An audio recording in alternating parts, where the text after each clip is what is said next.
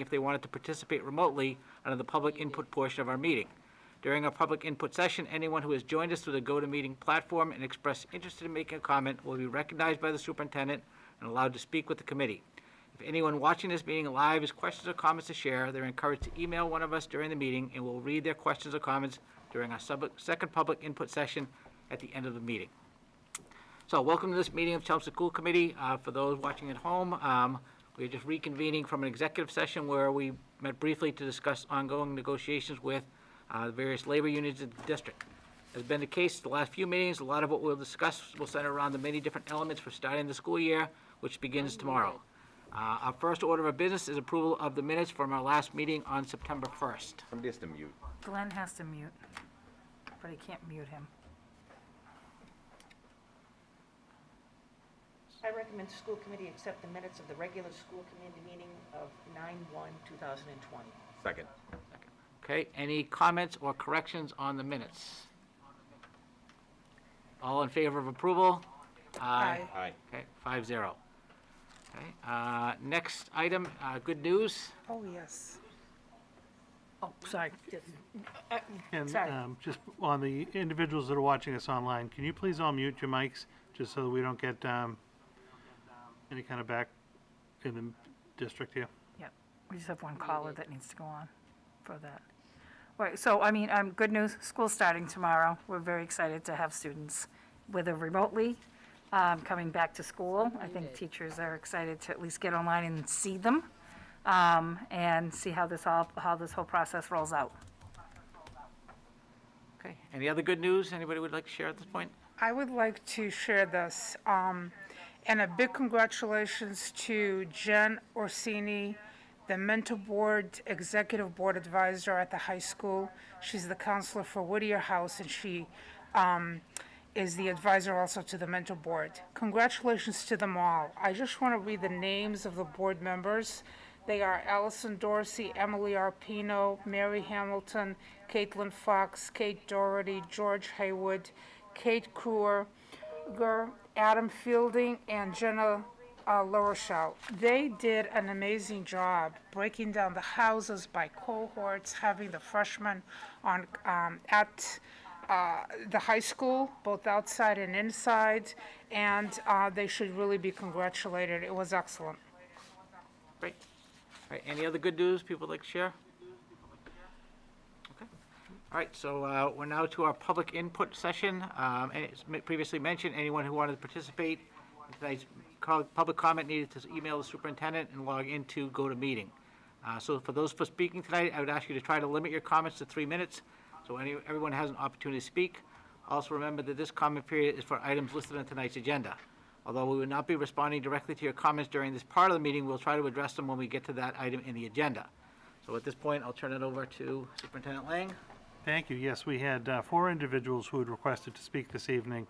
I'm just going to take them in no apparent order here. Glenn Williams, you're on the telephone.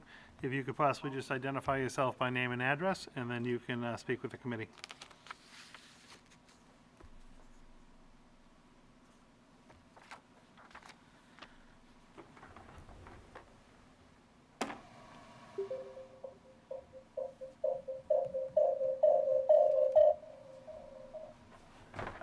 We're working on it. Glenn, can you hear us?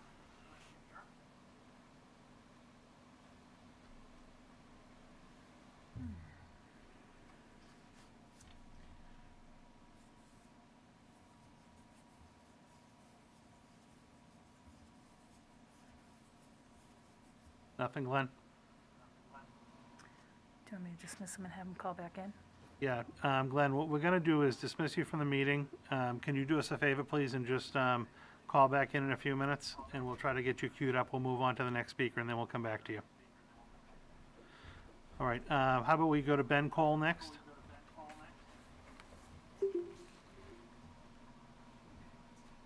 Muted. Hello, everyone. Ben Cole, 82 Brookhaven Road, Chelmsford, Massachusetts. I'm also Vice President for the CFT, Local 35669, Vice President for Teachers and Nurses.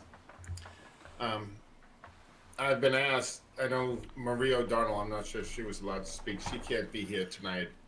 If it's possible, and if it's within protocol afterwards, I might like to read a letter from a member that just sent it to us. First, and this should take about 3 minutes. First, before I say anything, I would like to preface it with nothing has happened yet. Children enter our buildings tomorrow. Situations could get better, or they could get worse. The current situation I am here to discuss is the MOU, which was approved by membership on September 8th, and I believe school committee shortly thereafter. Last Friday, we met with central administration to discuss several issues which deal with the remote academy and hybrid learning. During negotiations, we were shown numbers and made aware that it was not feasible to service all students with special needs remotely. The CFT agreed that a few special education teachers should have a sprinkling of remote students in their hybrid special ed classes. No special dispensation was ever discussed for regular education teachers in the hybrid model. And again, I realize that is up for interpretation.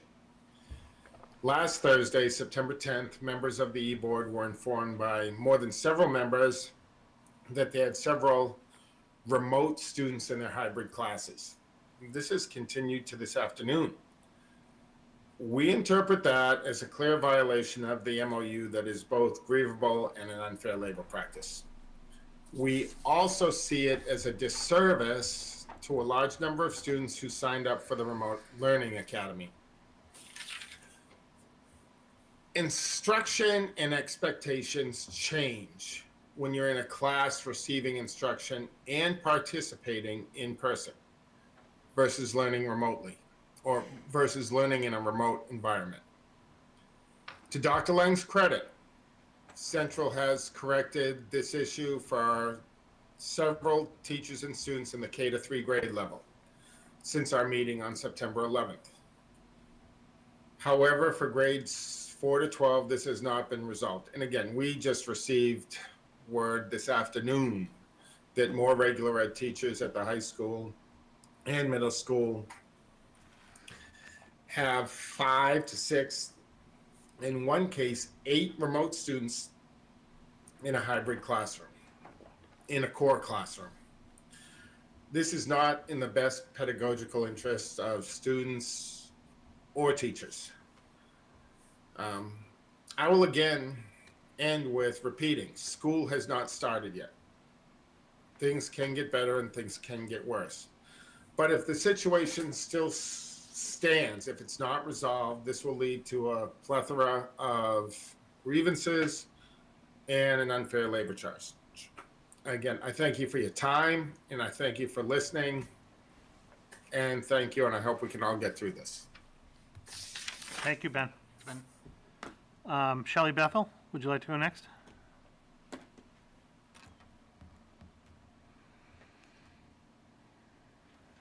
Shelley, can you unmute yourself? Yeah. No, not you, Ben. Shelley. Oh.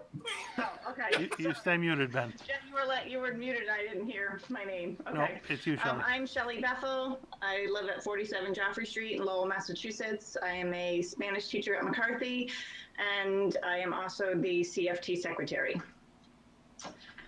Thank you for allowing me to speak this evening. I'm speaking on behalf of the specialist teachers, which include world language, art, technology, PE, health, computer, library, and music. I am representing the teachers at the middle school and elementary levels, as this isn't an issue at the high school. As you are all aware, the specialist classes are being placed in a remote setting for this school year. We have asked several times for our classes to be able to be part of the regular hybrid rotation, so we see our students in person at least once per cohort. We have not been given this privilege. What you may not understand is that although our classes have normal numbers of students, which is usually 25 to 30 students per class, Under the new COVID schedules, the hybrid scheduling that we are in, we are teaching 4 classes of students, but only given 2 periods during the day to teach them in, which now pushes our remote classes to 50 or 70 students, depending on what subject we are teaching. So I'm going to address the middle school issues first. This week, Jay Lane came to see me to discuss the situation. It was suggested that we divide our students into groupings and teach them asynchronously, meaning see 25 students online one day and the other 25 would have an independent remote assignment that day.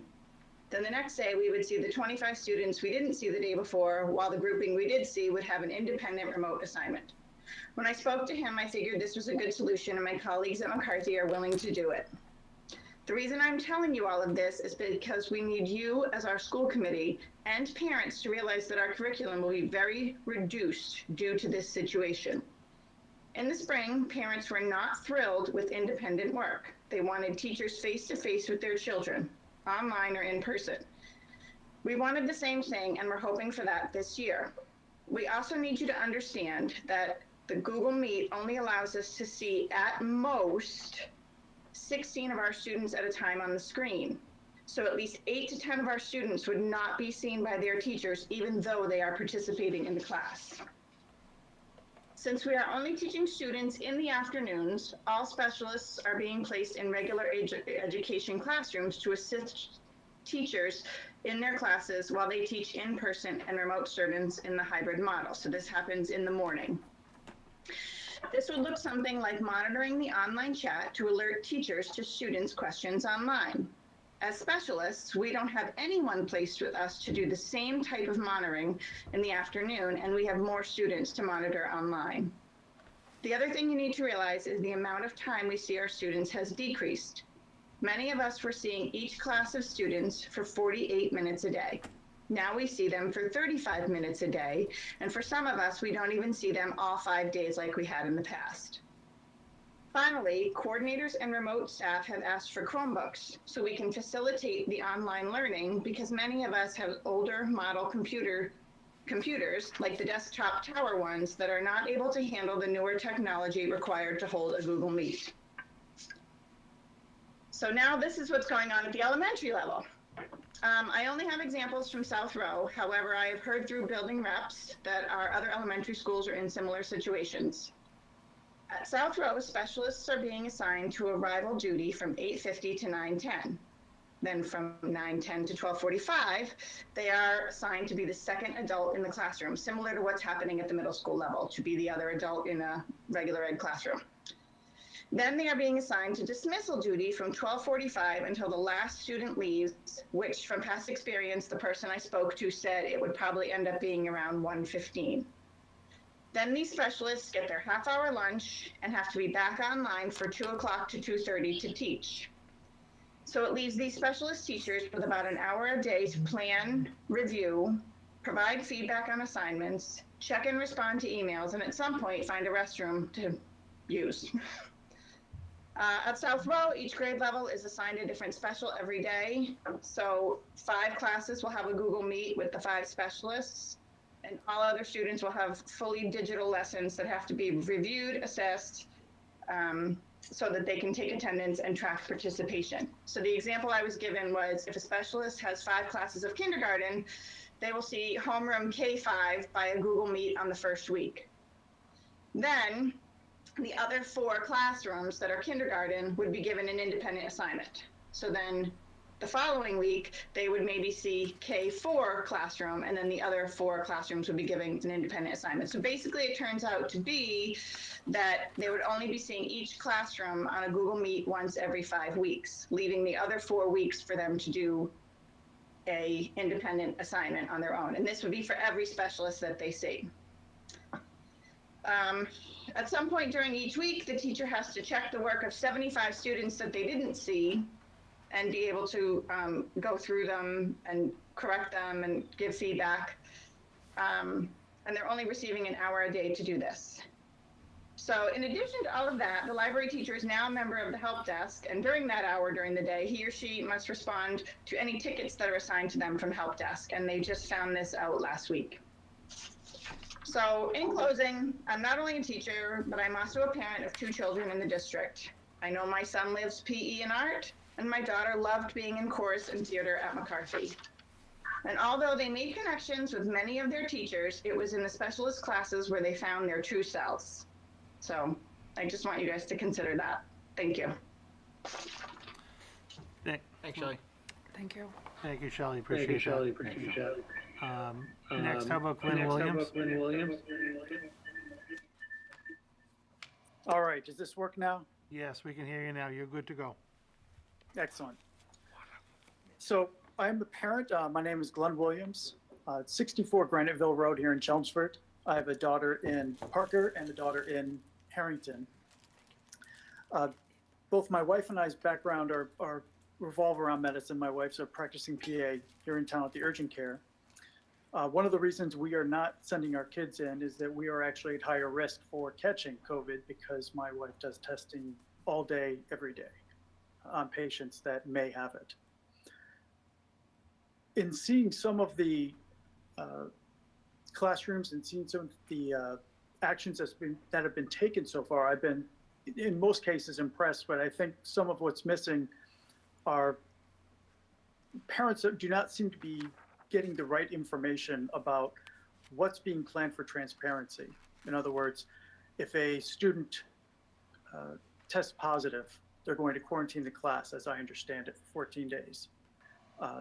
How will we find that out? How do we find out that the class, that the other cohort was quarantined?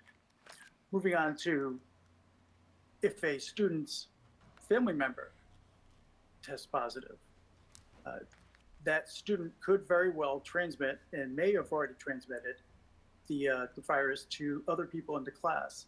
And what I'd like to find out is, will the class be notified if a family member of a student has tested positive so that they can take proper precautions and get testing themselves? We've seen in lots of schools across the US that when they do open, they do have issues with the spread of COVID. I'd really like to see us have some kind of way to look at and see what's going on in the school. Thank you. Thank you very much, Glenn. Thank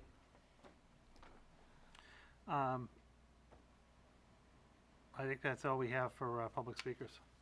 I think, did you want to read Alex's letter? Did I get what? We had a Hannah has one email here. from an Alex Moore, a student at the high school, and he wanted, Did he try to come on the public no, participation? he just emailed us something, I think. You want to do that at the end? We'll do that one, and Hannah also that one. Okay. Open comment. Oh, yeah, sure. Yeah, we'll do that at the. Well, it was about the upcoming stuff, so I didn't know, but we can just certainly do it. All right. Okay, we'll move on to new business. First order of business is ratification of an MOU with the Chelmsford Federation of Teachers. Thank you. Yes, so you have an MOU that was shared with you this evening for ratification.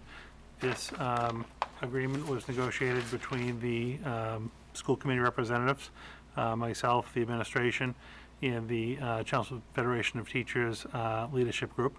So that is before you this evening. Again, it's a lengthy document for your vote and ratification.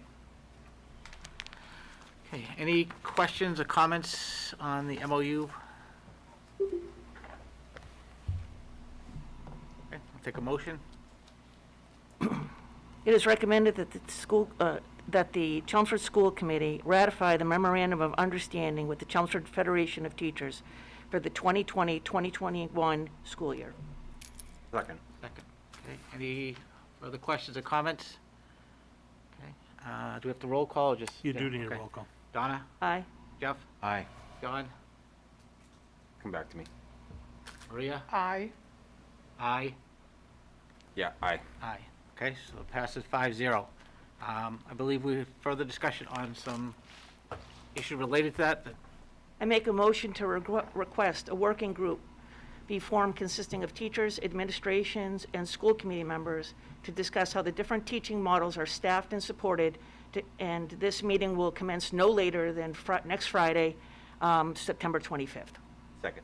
Okay, any questions, comments on this particular motion? Well, I think we should talk about Yeah, why right, it that's is why I that we're asked. doing it. Yeah, yeah. Yes, please. So, needless to say, we've received a great deal of feedback from staff and parents regarding the certain aspects of the memorandum of understanding. And I do want to say, we haven't, as a committee, had a chance to reply to everybody because they were coming in quite quickly.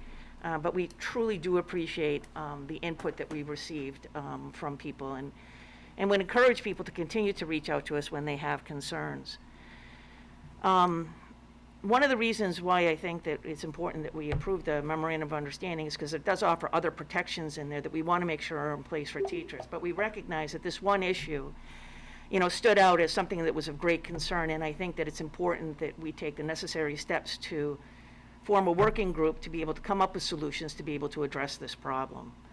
So I would, I am very much in favor of this particular motion. I agree. I think it's extremely important that we meet, that the meeting happens by a certain, we've set a date. I think that that's a very important thing as well. And I truly want to thank everybody who has sent us input. It's both parents, it's teachers, and even in some cases, prospective students, because they haven't started school yet. So I do really want to thank everybody for having done that, and I think that this is a very important thing to do, given that we've ratified the MOU tonight. All right, any other comments? No, I just want to echo, so I guess, yes, I have a comment. There were a lot of positives in the MOU, and I do want to say that I hear the concerns from the teaching staff. And I think that part of that discussion, what Dot had said is, as long as it's addressed and we have some timelines, because this is really obviously a big concern. I think, so what I'm trying to say is I hear you and I fully support getting a working group together to find a solution to it. I agree also. I think it's something we need to do. All right, so we'll vote on the motion to form a working group. Donna? Aye? Jeff? Aye. John? Aye. Maria? Aye. Myself, aye, so 5-0. So we'll talk about that towards the end of the meeting if anybody's interested in being involved in that particular group. All right, next order of business is return to school planning update. Yep, do you mind taking a 2-second break? I just need to switch programs here to allow some other people in. Okay, so we're going to the next one.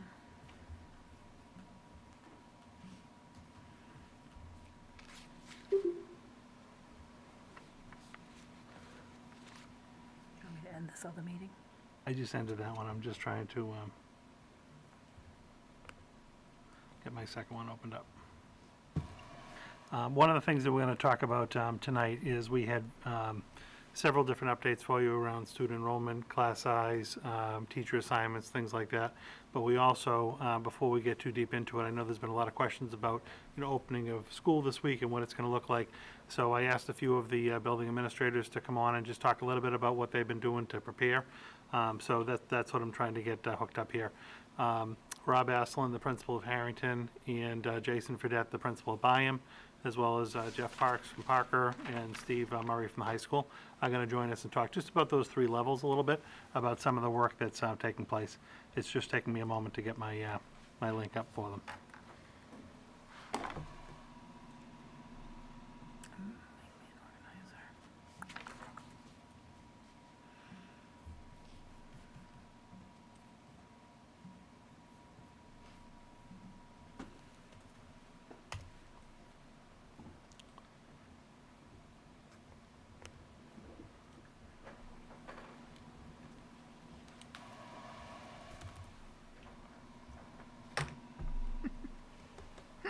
Taking me another minute to get my link working, but I do promise it's coming.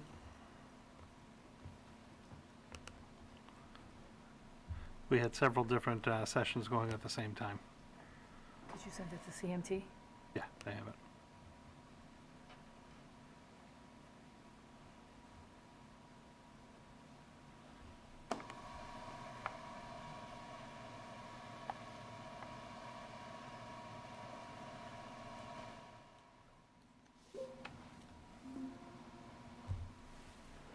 Okay, the other guys will be joining us in a second. They'll pop up onto the screen.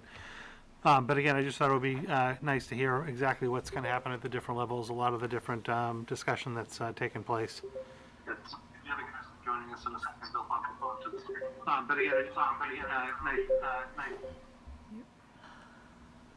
We got to mute everyone.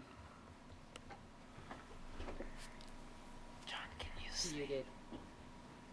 Do you want? I'll move. Sure. Make me an organizer if you need help.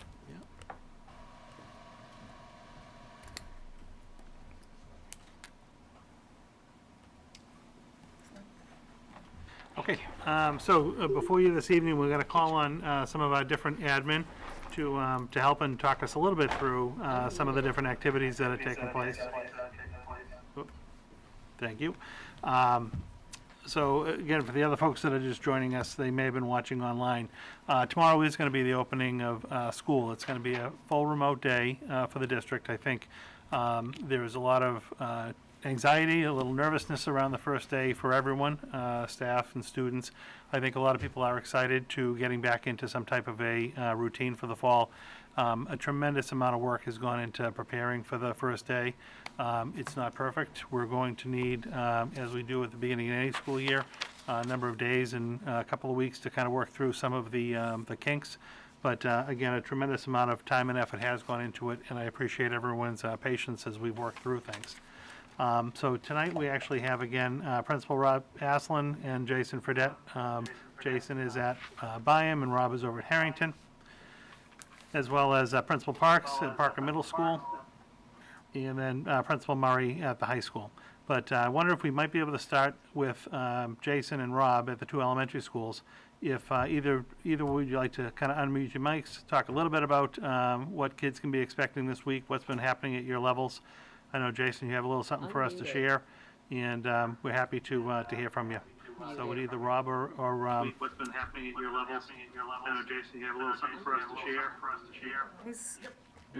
Well, first of all, Unmuted. thank you very much for having us. There's been quite an unusual Muted. lead up to a school year, and I think if you looked around this squares, we'd see a lot of collective years of administrative experience, and I think we would all agree that we feel like even interns at this point, as it's really planning for something that we've never prepared for. So it is amazing to have be here with these gentlemen here, because we're great supports for each other, and even as we were talking before, it's amazing to be supported with colleagues like this in such a task. So one of the things that really I think I was hoping to talk about was how we have to relook at preparing students and families for school. We had typically things that are orientation-wise and things where we have families in the building. That has not been the case over the spring and summer for tours and things that we always do to try to acclimate our students before they start. This also was becoming very clear to me as I have girls going to South Row, a kindergarten or third grader, asking me a lot about what school's going to look like. And, if you can't ask the principal and get answers from him, you wonder where are you going to get it? So kind of, I will say this little project was a bit of it had a dual meaning for me, because I was able to borrow my girls over the weekend, and shout out to our assistant principal, Betsy Dolan at Byam, who was able to help shoot a lot of these and join us in the video, but brought them over the weekend to shoot some initial expectations for students so that we could start to think about what school would be like. And in the other side of that, it was actually really cathartic for my girls too, as they were worried about what school would look like and not knowing. So we did put a little informational video out to Byam families so that they could Unmuted. sense of what things would be like when they return. So I think, Jay, if you're ready to cue that up, we can show it, and then I can just kind of close after that. Sure. So this is a video that Jason had passed along for us, talking a little bit about back to school at Byam. Byam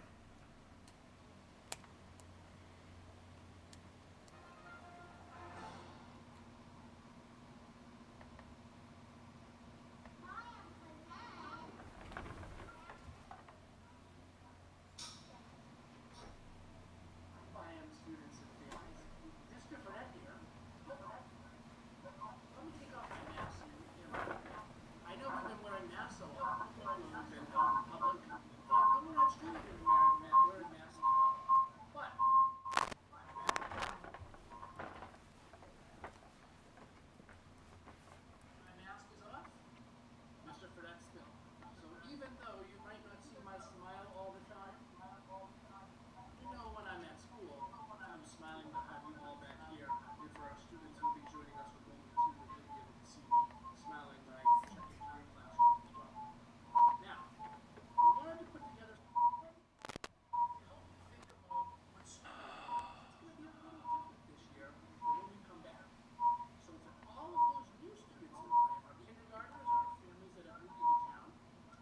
So I promise you it sounded better than this.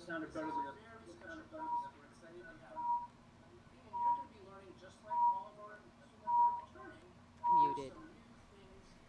Jay, I'd be happy to just kind of fill in, I think. Are you, Certainly, I know Dr. Lang did share this in his. are you not able to hear it? No, well, at least for me, it was coming across really garbled and Yeah. kind of a tone. If Unmuted. want to do that, On YouTube, I can play it on my end. could find that. We can Dr. Why Lang's is last Jason talking while this video is going? weekend. Watch this now. Because they can't hear the video. Okay, go ahead, Jason. So, just to kind of set that all up, we went through various scenarios, how the students would arrive at school,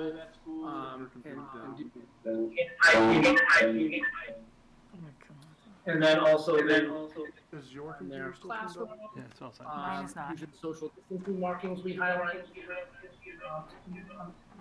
We highlighted areas where they were having mask breaks and outdoor settings. So we tried to show students also what a classroom would look like as well, with the social distancing desks. And really kind of take my daughters, Penelope and Olive, through what it would look like going through a lot of the building and to alleviate hopefully some anxiety around what it will look like. Now, that's been a series of videos that have gone out for families, for also for students, because we're really having to illustrate things that we can't show in person for the start of the school, which has been really daunting. Before I turn over to Rob too, I just wanted to highlight a couple more things if I could, was the work of our staff, and this is, for us as administrators too, very unusual for us to kind of address the staff coming back into the building and not seeing them all in front of you and in person, and how we try to connect with our staff. And it's done in such a different way where we're having staff meetings that look like this, or separate meetings and trainings. And, we really try to conceptualize how it will work best. But I can't just say enough about the staff that we've come into the buildings. And they certainly came in with uncertainties and some worries that we all have. And I have just been tremendously proud of the dedication and professionalism that people have showed, and learned new things, learned new technology, learned how we're going to connect with families and students in a very different way. So from families that worked, and staff and administrators that worked on working groups over the summer, to try to get it in place over these last 2 weeks with the trainings and the come together as whole school community. So really impressed. But for families coming in, please expect the warm welcoming that you always get. While it will look a little different, we are really stressing social emotional learning for our students. We understand they haven't been back in school for a while. For some of the kindergartners have not been into our buildings. We are going to be talking a lot about expectations in these first weeks and what those look like. And there's also training and retraining of that. We talk about PBIS a lot and what the positive behavior intervention supports mean. And so our PBIS initiatives look a little different, and we are bringing in remote and hybrid models and mask wearing and social distancing as part of being responsible, respectful, and ready when they come into the building. So we are committed to making our school and all these schools those wonderful places to learn and grow. And it might look a little different, but we are really truly excited to be welcoming families back and students back tomorrow remotely, and then for some families in person at the end of the week. Thanks, Jason. How about Rob over at Harrington? Oh, I'm on mute. This is unbelievable. Hi, Rob. How about you over at Harrington? Thank you, Dr. Lang, Dr. Hirsch, the new members. Jason kind of said it all. It's the same thing. I can echo what he said. I can say the staff has worked tremendously hard to try to adapt to this different cycle. They've been very patient. They've worked through the bugs with the technology and adapting to the technology. They've arranged their rooms to a way where they can facilitate both in-person and remote learning environment where all students are receiving the attention and support from that teacher. They've been very positive. They've been ready to go. I think for a very long time, they've just been wanting to get back into the buildings and have some form of normalcy in a really unique and challenging past several months. So I think everybody's come in ready to go. They've really embraced the training. They've embraced the changes in the structures of the day. They've embraced just the different requirements and safety components that are in place to help them keep them safe and the staff, which will also allow them to focus on the students and the students to focus on them. I think one really important message to put out to everybody, and I do believe it's across the board, is no matter how long you've been teaching, this is a brand new world for everybody when it comes to teaching in this environment. Everybody's starting on the same page. So it's really going to be about support and patience with everybody across the board in all communities. Because this is a learning experience. We'll get through it. We're gonna do great with it, and we'll push through it and adapt as we need to. These are great individuals, and we all want the same thing. So these are great individuals, and we all want the same thing. So these are great individuals, and we all want the same thing. So these are great individuals, and we all want the same thing. So these are great individuals.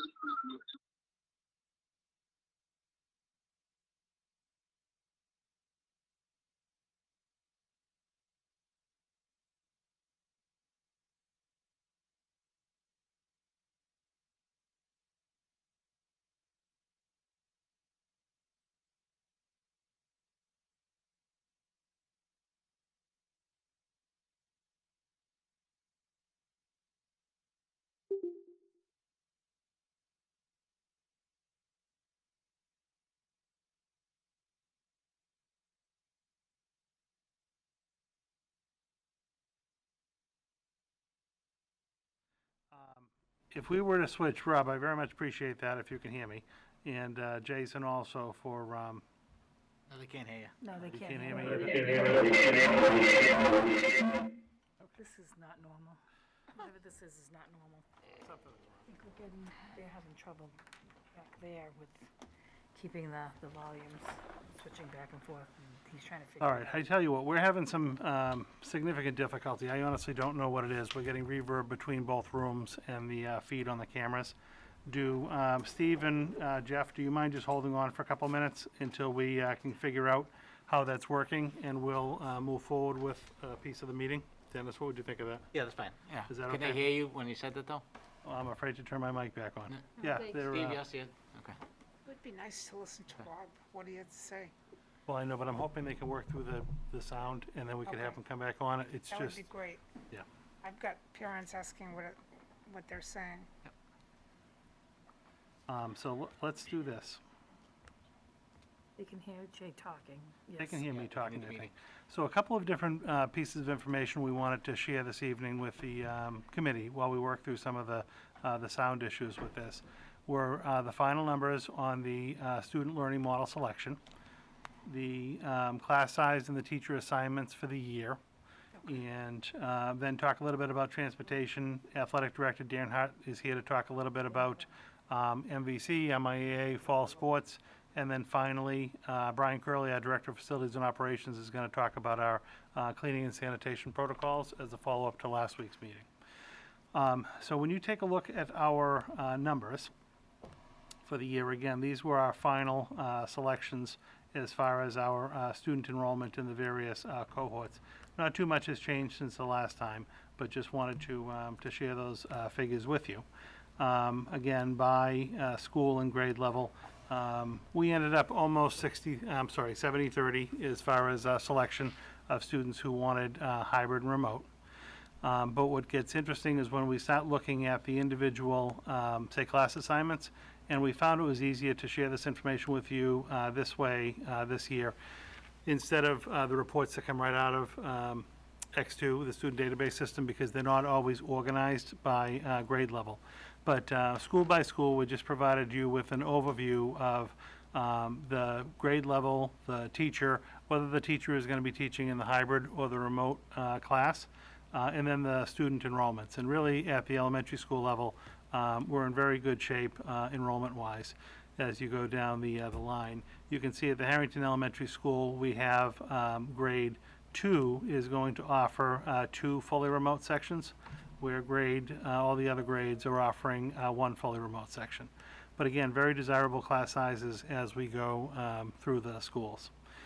I want to preface this by saying we are making tweaks really at all levels. We just committed schedules this past weekend, started to notify students about their schedules and assignments, and there's always a week or two of fine-tuning the schedule and moving, particularly some of your special education students, ELL students, to line them up with their support. So that is ongoing. South Row, again, pretty consistent. One thing I forgot to mention to you guys is one of the things we did do at all for the elementary schools was add an extra section of kindergarten, because the kindergarten numbers continued to creep up throughout the course of the summer. Remember, we had reserved positions in the budget, we just hadn't filled them, but a couple weeks back, the numbers were just climbing too greatly that we did add an extra section of kindergarten at each of the elementary schools. So that's why those kindergarten numbers are really desirable. You'll see most of them in the, the mid to high teens.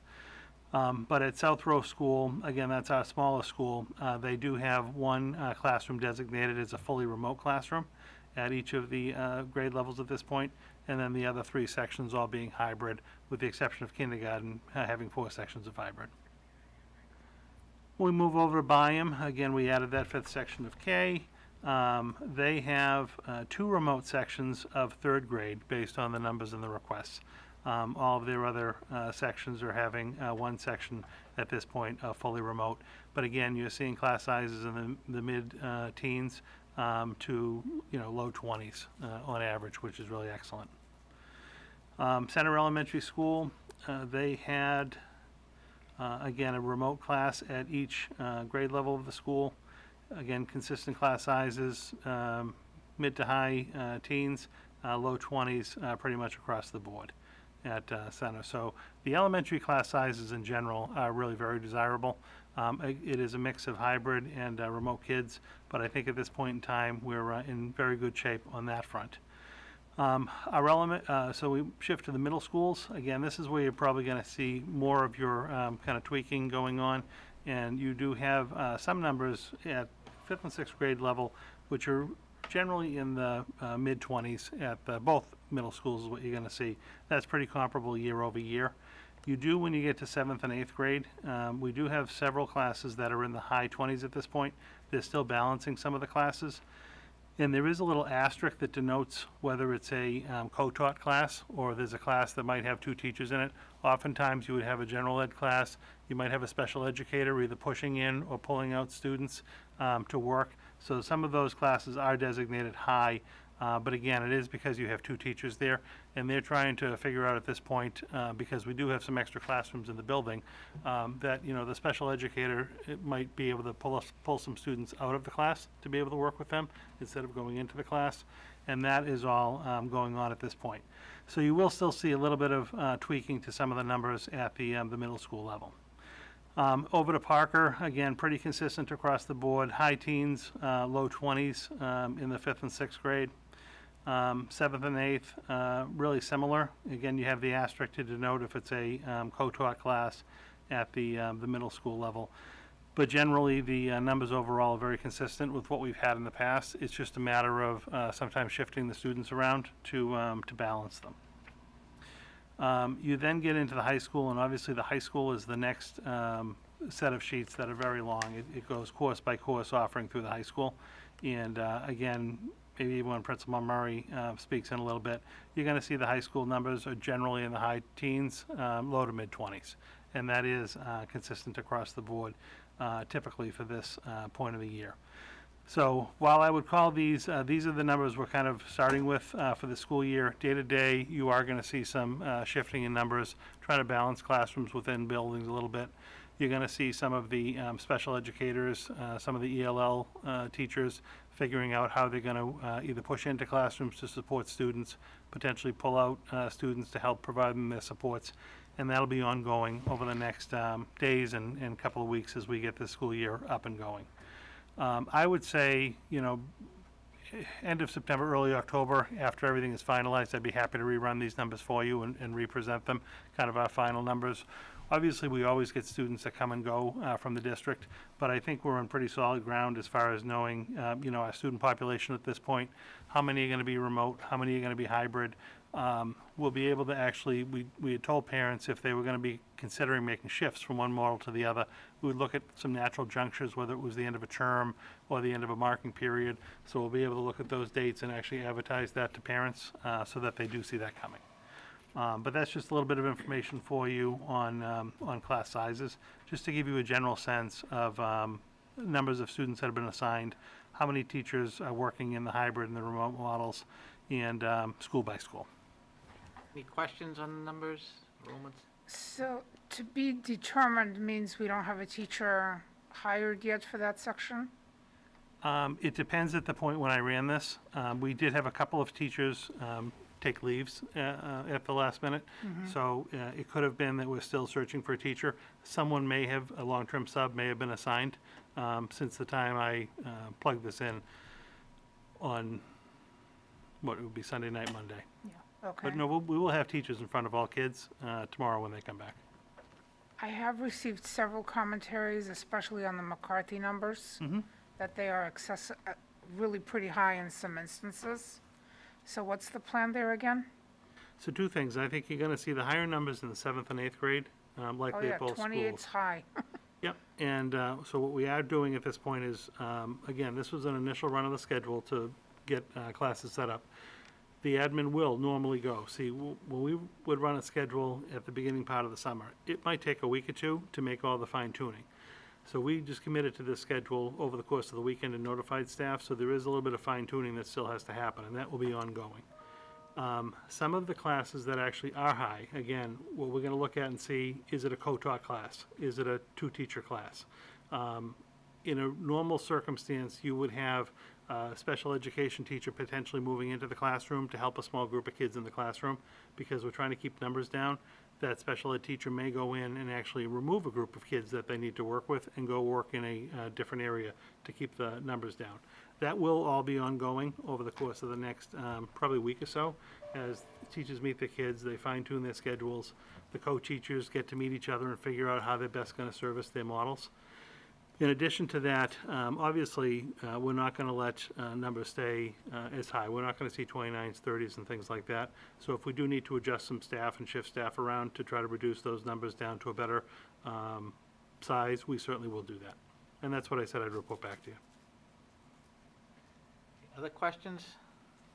Donna? Just with regards to the middle school. Yep. We have the asterisk that indicates a co-taught or para-supported class. Would that just be a one-to-one paraprofessional or for the entire class? No, that would normally be for like the entire class. Okay. And then I noticed that we don't have that at the elementary school level. Is there a particular reason for that? Will the elementary school classes have paraprofessional support? Yeah, at the elementary level, most of the classrooms have para support though, based on the students' IEPs. And like what you're not seeing here is like I gave you just the core academic program classes. Like you might have a learning center, other like special education staff that are again either pushing in or pulling out. I didn't give you the special educator teachers. They're supporting obviously the students. They would be on their caseload.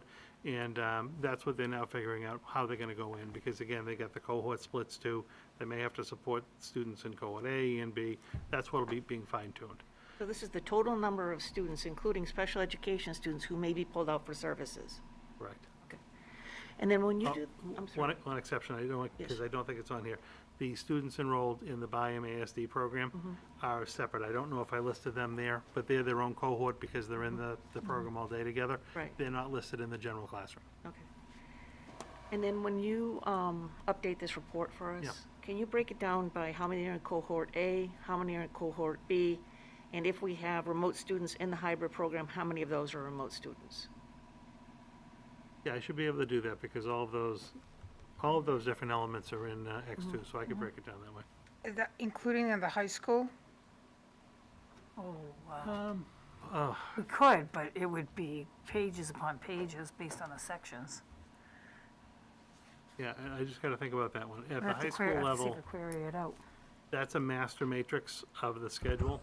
I don't know, and that's like a canned report that the system generates for us. I don't know that we can go and add, say, cohort A or cohort B. Give me some time, let me take a look and see what we can run for reports out of the system. Okay. The information is in X2, I just don't know how it'll come out. But let me take a peek at that for you. Okay, that would You're be concerned good. about the A-B split, or, And also how many are remote? okay. Yeah, I'll have to look at what the icon that they're You had using to we flag had to that. query it out, But so we can peek at that. We just Okay. triple the size of this spreadsheet. it's gonna be big. Right, because you have for each class to be an A, B, and a remote line. I think that number is very important to keep track of because people may switch going forward. They could. So I think that that's an important number to know. Yeah, I just don't know if we were to run something like that. Again, this is like a canned master schedule report. There might be a different report that we could queue up in the system to run to just get that information. So let me fool around with that a little bit and see what I can get out of the system. Speaking of high school, are there any fully remote teachers at the high school, or are they all teaching in the hybrid?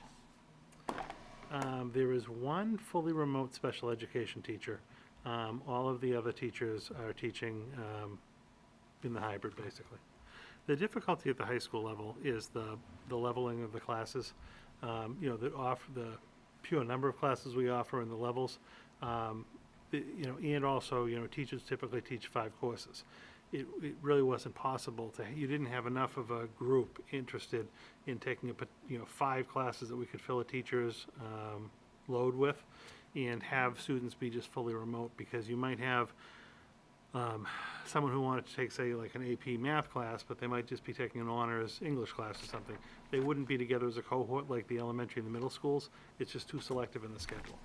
So at the high school, I do know there was one special educator who is working. Again, I was speculating, there might have been a number of special education students on the caseload that were fully remote that she can service, but the rest of the staff really needed to be on site because the students were on site. Okay, and if they were tier 1, 2, 3, whatever, in terms of needing the accommodation, we addressed those concerns at the high school? Yeah, well, at all schools. So what ended up happening is elementary, middle, and high school, under the MOU, if a staff member fell into a different criteria, they could notify the HR office and let them know that they would seek a remote assignment if we had one. But we had to have the remote assignment. So at the high school level, again, we only had, say, the one remote assignment for a teacher. Everyone else, if they can come to work, obviously can. If not, and this was the same at the elementary, the middle school level, they could take a leave. So we would process a leave of absence for them. I see. At the elementary and middle school level, again, we happen to have more remote options, as you can see from the list. So we were able to accommodate more staff, largely teachers, some paraprofessionals, with those remote accommodations. But it was following the tiers, and any individual that we couldn't accommodate, is able to take a leave. So we would help them process that. Well, the one issue I do know we received some emails on, 1 or 2 of the particular elementary schools had a large number of paraprofessionals who were looking for remote work or remote assignment. And at the school, we were able to accommodate a couple of them because we did have a few students who were, say, 1-on-1 or even like a 1-on-2 configuration, and the student had picked fully remote. But really, the good majority of the students elected for in-person learning. So we couldn't be in a situation where the student was coming to school, but the paraprofessional who was supporting them wanted to be remote. So in those cases, we satisfied as many as we possibly could with a full remote assignment. And then if we didn't have a remote assignment for, say, that para in that case, we would process a leave for them. So they could take a leave of absence if they didn't feel comfortable coming to work. But if we didn't have a job because we had a student physically in place, we needed to have an adult with that student. And that, the need for the paraprofessional for that particular student would have been indicated in their IEP, so it would have been a service that we were required to provide. Correct. Yeah, we have to have the support in the classroom. So that was the challenging part, because we wanted to try to accommodate as many people as we could. But we can't be in a situation where the student is physically in school and the staff member isn't there to support them. Especially if it's required in their IEP. If it's in the IEP, correct. Want to put them back on, because Craig will put you back on. Well, let's do a couple more of these and then maybe we can. Oh, like, so, So I think that at some point we do have to talk about the, because one of the things that isn't on here is the specialists and the high number of students that they're going to be, seeing. And I guess what I would say to that is, I understand that we're beginning this process and that we're going to be making changes as we go along, but I think one of the things that the school committee really needs to think about is what our priorities are going to be. So for example, this is not an ideal hybrid schedule, especially when it comes to things like the specialists and how it is that we're utilizing their expertise and services. And so what I think we need to do is, as we're looking at, what our next steps will be, is maybe expanding the day of the hybrid schedule so we can return more to a regular schedule, and then we can make sure that these kids are getting, their specialists on a regular basis, and the numbers will decrease. So I'm just saying that I think we have to talk about that at some point, because those are really high numbers. And I think that it is, not going to be instruction as usual. And I think that we have to understand that, but I think we really have to get that message to teachers. And I say this as a teacher who, it's really hard to cut yourself a break sometimes. It really is. You want to deliver your best day in and day out. And I know our teachers want to do that too. And we're putting them in an impossible situation. We know that, right? And we recognize that, but, I think we have to find ways to support them and to, remediate this problem as quickly as we possibly can. So. Yeah, to a couple points. I don't disagree with anything you've said. This is different. And I think that's something I've been stressing with parents when I talk to them and with staff, because everyone wants to still deliver what they've always delivered. But this is not, regular education. We're all going to be learning hybrid. We're all going to be learning remote at the same time with each other. It's not going to look and feel the same way. Even when you're in-person instruction on those hybrid days, your desks are 6 feet apart. People aren't going to be intermingling as they normally would. We made the decision to basically keep the cohorts of students intact, and if we're doing that at the elementary and the middle school level, it defeats the purpose to then, have the kids commingle between cohorts to go to, say, the larger, the specials and things like that. No one likes it.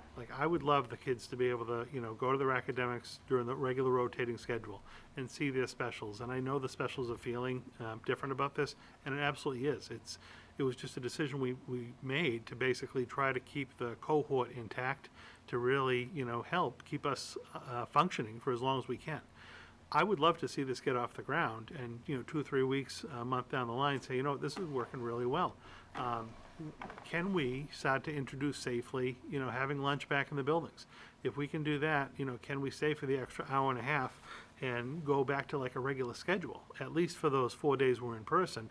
And then you could actually do a rotation. We're going to be able to see how that works at the high school, because the high school is doing, it's reduced. They're seeing less students each day for different blocks of time. They're not doing the waterfall rotation, but still they are going to be moving from class to class. So we'll be able to see how that works at the high school, and if we're successful there, I would think a natural discussion to have would be at the middle school level.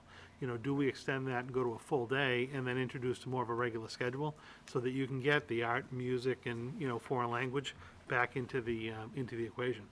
And I think it's very important that we emphasize, not only to our staff but to our families, that this is not to devalue these programs. It's where we're beginning. It's not where I hope we end up. I don't think any of us do. Right. And we've all received emails lately too about, say cuts to, art programs. And we haven't made a cut. It is, the staff is still intact. We're just utilizing the staff a little differently to support the hybrid model that we're implementing. But again, if we can be successful and we can redo this, I think we all want to shoot for that. I think we all want to be able to add those back into the schedule. It's just a matter of, doing it safely, doing thoughtfully, and getting as many kids back to in-person as we can. It really depends a lot on what happens with the safety component of Right. things, which is, it's got to be always at the uppermost in our decision-making process, no question. But if we can add that back in and give more time, especially, you're looking at things like world language, which is the introduction in the middle school, which becomes so important for students to have that basis in order to then move on to the high school. The other thing is that when you're looking at music and you're looking at something like the band, which is huge for so many students, it takes away so much of that time from the student that whatever we can do to bring that back in, yep, we got to focus on it if we can.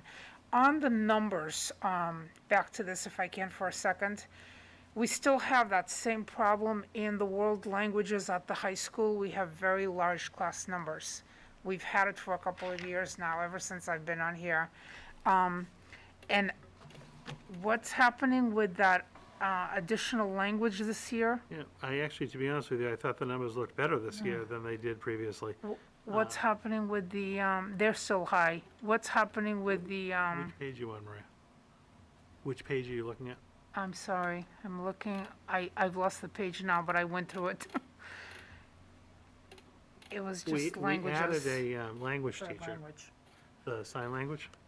Yes, And so that actually, those classes are well subscribed, and that pulled some of the students from even Spanish or French okay, into so that. it is on here. Yeah, let me just try to get to the page. I thought it would be great to teach sign language and with technology, and I don't know, is it?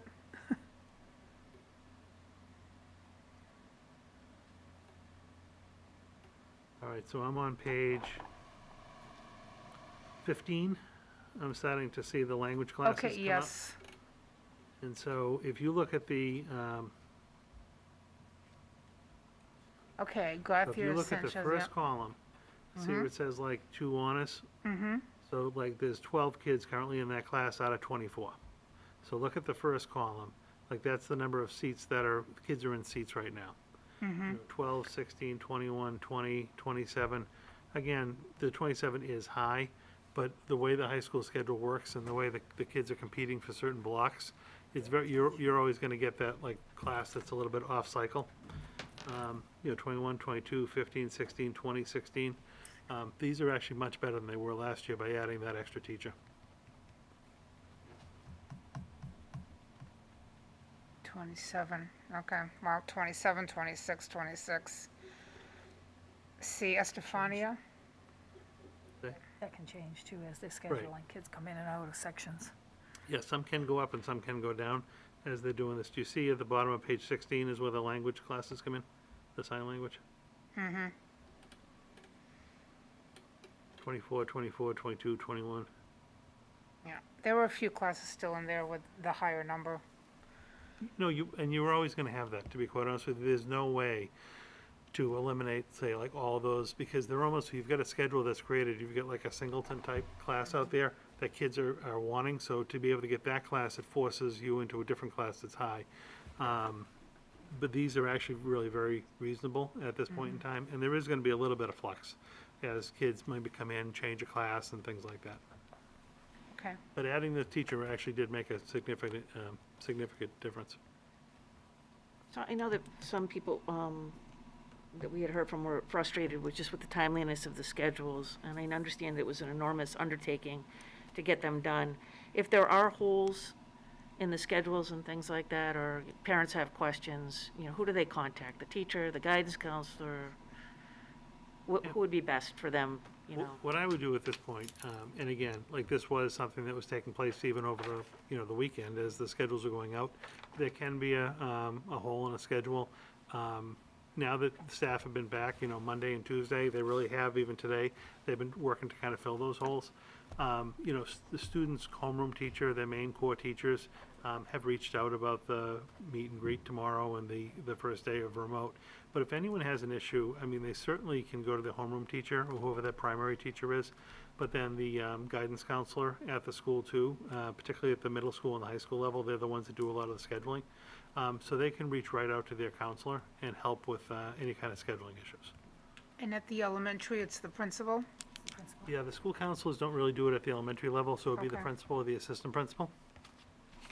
Thank you. Should we try the, Yeah, I guess, Craig, are we okay to try sound again? We're okay to try something? All right, so guys, be on your best behavior. We're gonna try to come back to you and give this another try. Rob, we're gonna open it up to you and see if we can maybe get another little update on Harrington because you were getting a lot of reverb.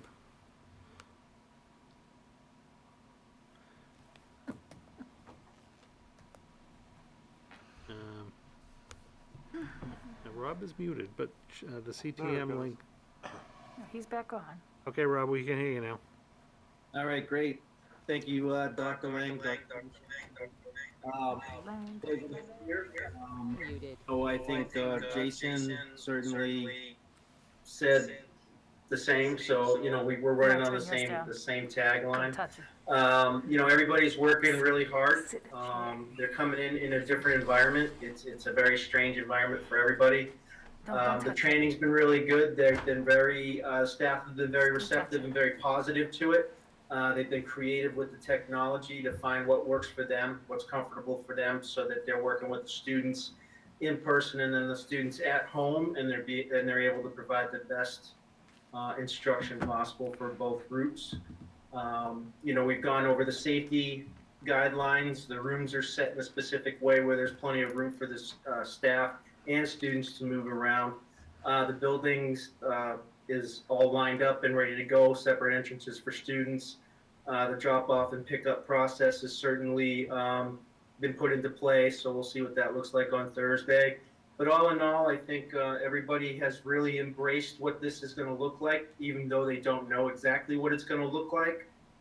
They're at least trying to visualize the product, and they're excited to be back after several months of being out of the school and happy to see each other, and really looking forward to seeing the kids and interacting with, families again. We had some teams reach out today, and it went really good with those families. Everybody's very excited.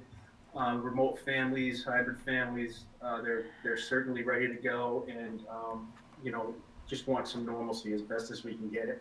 The important piece to really understand is that everybody is starting off on the same page. This is new for everybody, so the patience and support and understanding throughout the whole process is really, really important. Everybody's working really, really hard, and they really are maintaining a really positive attitude as they embrace this look. So it is a challenge, but they are certainly ready for it, and I'm excited for it all to come into play as well. Well, thank you, Rob. Unmuted. How about, gosh, I'm sorry. That was me, I hit the wrong button. Yeah, I'm sorry. Scott, you are, That was my error, I apologize. Jeff over at Parker, can you maybe touch base with us for a few minutes about some of the setup that you've been doing and how you're ready for tomorrow to kick off? I'd be happy to. Thank you to everyone for having us be able to jump in tonight and talk a little bit about what's been going on. Much like Principal Aslan and Principal Fred have said, the teachers have really stepped up and they're taking on this challenge. Just to watch the growth in their comfort level, collectively over the last week or so has been pretty neat to watch. So we've had the benefit of being back in the building for the summer. So we've been, able to get acclimated and just kind of watching people come in slowly. We have a lot of questions and things like that, but just everybody has approached this with such a professional, can-do attitude. And that's not to say that there haven't been challenges, believe me. But just everybody thinking together collectively and supporting each other and figuring out how we can overcome, the challenges that we're facing right now. I'd also like to just, kind of quickly, and I'm sure I could speak for some of the other folks too, but say thanks to the parent community. They've been extremely supportive and even, reaching out, hey, Jeff, can you fix this? Or, with some of the issues that have come up, it's always prefaced with, I know this is monumental. We know this is extremely difficult. And I really appreciate and I genuinely feel the support from the parent community. And that's something that I think I could probably echo with the rest of my colleagues here. I'd like to touch on the classrooms a little bit. I think that hasn't really necessarily been addressed in detail yet. So our classroom spaces, with the exception of the pods, they're not huge. And I have spent some time, a lot of time with Mark Souza, our assistant principal, and our custodian, Sean Kelly, who has just been absolutely outstanding in all of this. But measuring the rooms, removing things that don't need to be there, and ensuring that we're able to fit enough the desks in the rooms safely as we get going. And I know that was a great concern for a lot of our staff members in the beginning, because when you look at it, it just seems like there's no way this is going to fit. How are 10 kids going to be in here at 6 foot, at a 6 foot distance? And that was the initial. And then we start to get creative and we think a little bit more about, well, if we move this over here, or maybe I don't need that bookcase right now. And we start to look at the classrooms. And then once our cohorts were finalized, we were able to go around to different rooms and either add desks or take a table or, kind of make those adjustments so we'll be ready to go. And that'll continue to be, ongoing. Mark and I tomorrow morning and throughout the day, we'll just continue to walk around to the different rooms and ensure that everything is ready to go for when the kids come. So with that, I think there's one more point that I kind of wanted to make. In education, we always tout ourselves as being lifelong learners. And, the way I look at this is just an incredible learning experience for all of us. And it's really our time to lead by example. And I'm really excited to have the opportunity to be a part of that. It's not going to be perfect, but it will continue to improve as we move forward. And I'm just grateful for the opportunity. Great, thank you, Jeff. Maybe Steve at the high school, I know you was exciting to see some freshmen on site yesterday and today for orientation, but can you maybe tell us a little bit about that? And I know you're also very excited about your driveway. So if you want to touch base on that as well. Sure, well, thank you for having us. Certainly there's some angst and anxiety and the fear of the unknown, but I have to say the CHS staff has been wonderful. They've been working hard getting their classrooms ready and their lessons ready over the past couple of weeks. We have some real teacher leaders, Jackie Vitale, Marian Tomaso, and Danny Richter. They work with a cohort of teachers, creating a protocol, helping kids get ready for Google Meets and to help them get ready for online learning. We'll be sharing that with families. And as Ms. Santos said, I can't say enough about our guidance counselor, Jen Orsini, and the freshman mentor board. They worked hard all summer. They were unsure the whole time whether we could have an orientation or not, given the rules governing COVID. And every time they made a plan, that they had to shift. And they were able to pull it off, have an in-person orientation. We had it yesterday and today. We had kids spread out throughout the whole day, so we had smaller groups. It was awesome to see the kids in the building and hearing their voices again, since we haven't had that since March 13th. And I want to say that they also did one for remote kids as well. There's a video for them to get kids remote acclimated to school. So the work they did was truly amazing, and love seeing the kids come back in. Our deans have been working really hard with Tom Peterson and as well as other students, creating welcome and instructional videos to assist students transition to this new learning. And you'll hear from Dan Hart in a second, but that guy, his job has been unbelievable. He's been trying to work at and come to a moving target when it comes to sports and athletics, what's going to go, what can't go, and then he's coordinating that throughout the MVC with different views, and he's really done a lion's share, and he's done a real marvelous job of organizing, updating coaches, and informing parents. But our building's ready to go. Each room has their hand sanitizers, the towels, the disinfectants. Desks, as Dr. Parks said, are 6 feet apart. We've established one-way hallways, stairwells that are either up or down only. We had 4 class officers, Peter, Jackie, Sudeep, and Luke. They came in during the summer, they're volunteering their time to help in getting our building ready, putting the signs up so kids know where to go, helping out with the videos. So I'm really, really proud of our CHS staff and the work that the kids have been doing volunteering to help us out. They've just really been problem solvers. And as Principal Aslan said, and Principal Fredette, no one's ever done this before. We've never scheduled remote and hybrid. We only had one schedule for everyone, and then trying to accommodate different accommodations for teachers and students as well. It's been very difficult summer. handling these complexities, but it's been going well. There'll be mistakes, and there'll be situations we won't have an answer to right off the bat, but together we'll make it work, and we'll do our best to adjust. And the parents, like Dr. Parks had said, have been very understanding, patient, and flexible. But there's one thing I really want to say before we go is that I'd be remiss to say that the MVP of our district, it's really got to be Bill Silver and the whole technology crew. I think last January, if you were to talk to them in February and told them they're going to outfit the district K to 12 with laptops, and then on top of it do PD for all the teachers and the problem solving for the parents, et cetera, that wasn't on their radar. And had not been for Bill, his vision, and all the IT and the tech people, this wouldn't be that successful. And I really want to thank them a lot for this, because it's been a lot of work. I can't wait to get started. I can't wait to see the kids, and so I think we're off to a good start. Great. Would anyone happen to have any questions for Steve, Jeff, Jason, or Rob? Could I ask Steve if he could talk a little bit about activities, because I know he sent out some communication on it? Yeah, Steve, did you hear that? Yes, definitely. So what we've been doing is we've been meeting last week and this week, meeting with teachers, because we have over 40 some odd clubs and activities. We want to make sure, one, what can we support, what can't we? So our teachers who are the advisors of the clubs have been putting proposals together on what it would look like in this world, what that club will look like, and then in addition to what they're going to be doing, what are the safety protocols? So as we'll be working on that this week and next week, and then we will put out to parents what we'll be having. So we already have a good, robust number of proposals that come in that are really going to meet the kids' needs and keep our after-school program going. And so we'll have more information coming, but the plans are coming together, and the teachers are really working hard at that aspect. Great, thank you. Anybody else? Just any of them. Are you all ready for the drop-off, pickup routines in the mornings and afternoons? So yes, I know for us, we have a whole new front of the building's been redone. So we've been setting out some diagrams, and we have people all getting ready for new traffic flow. We're hoping that'll make parents go in and out a lot smoother and easier. We've divided different sections. 2 grades are in the front, 2 grades are in the back.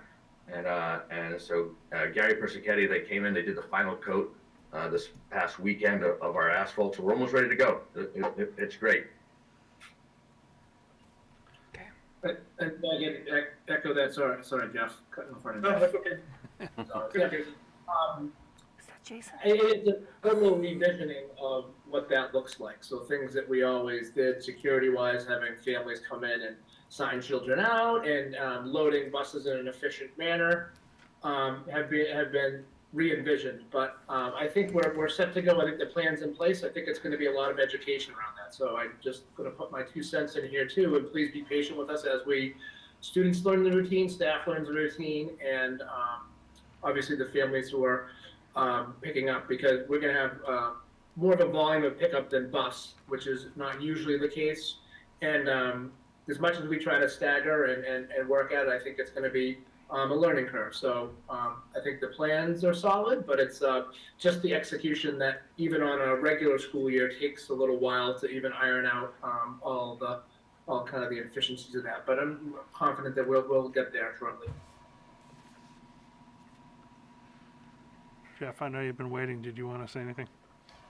That was pretty similar. Jason stole my answer. All right, Johnny, you had a question? Just 2 questions.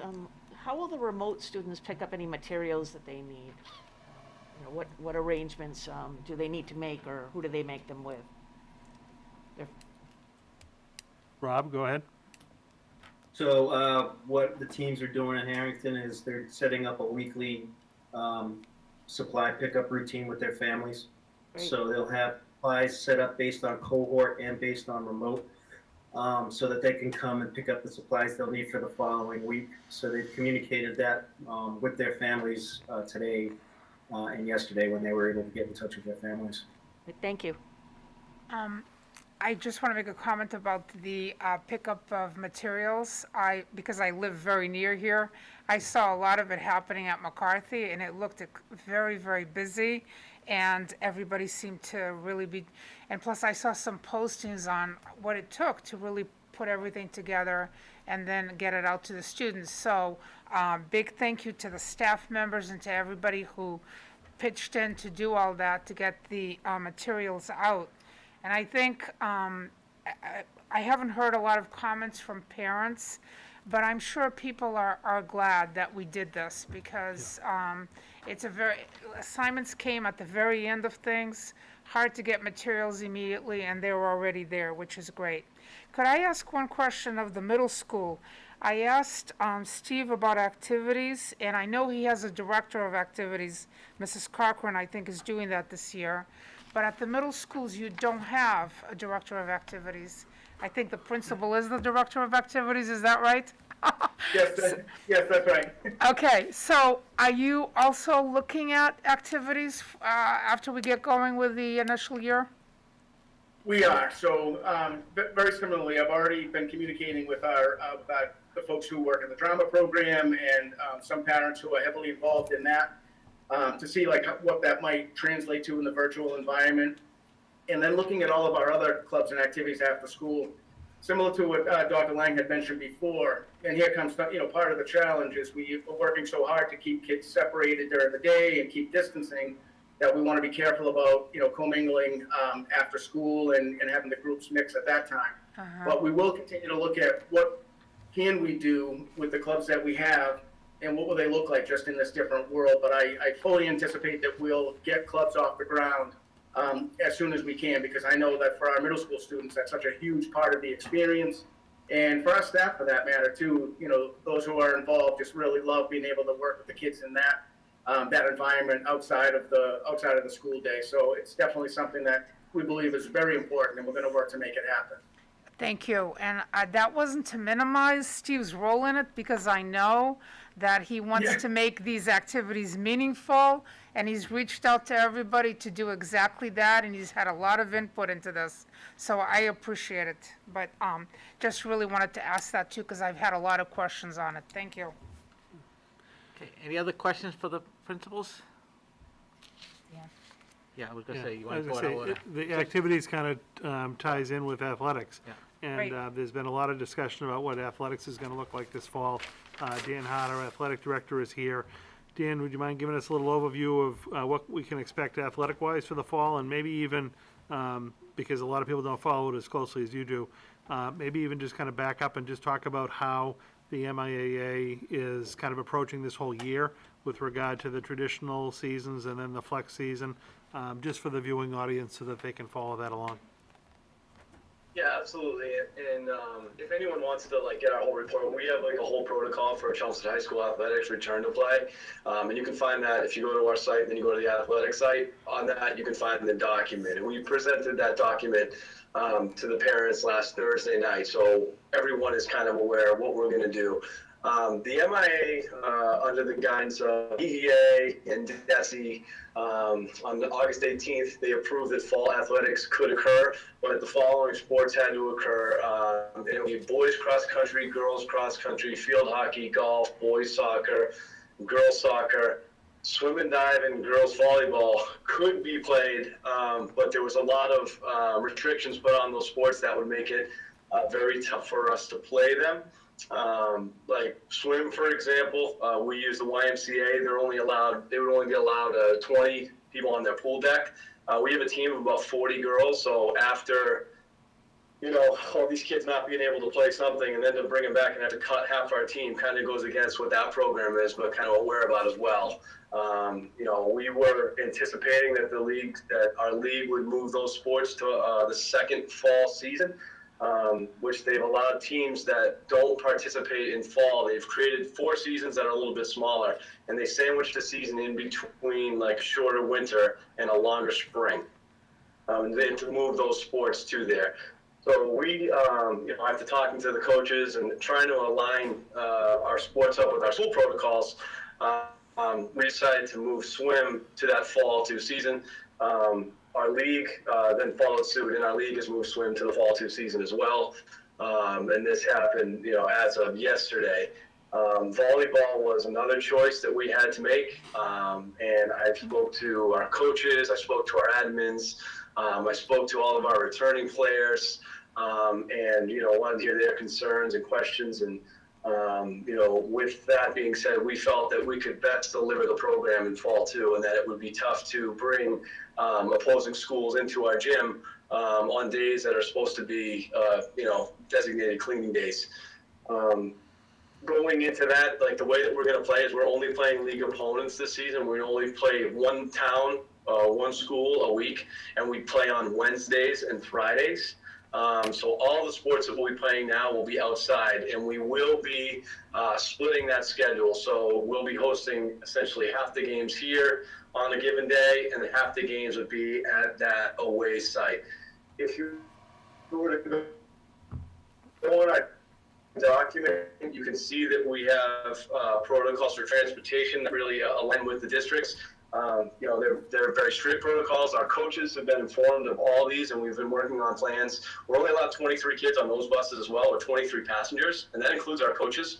All of our kids and our coaches will be assigning seats to buses for kids that want to take the bus or whose parents want them to.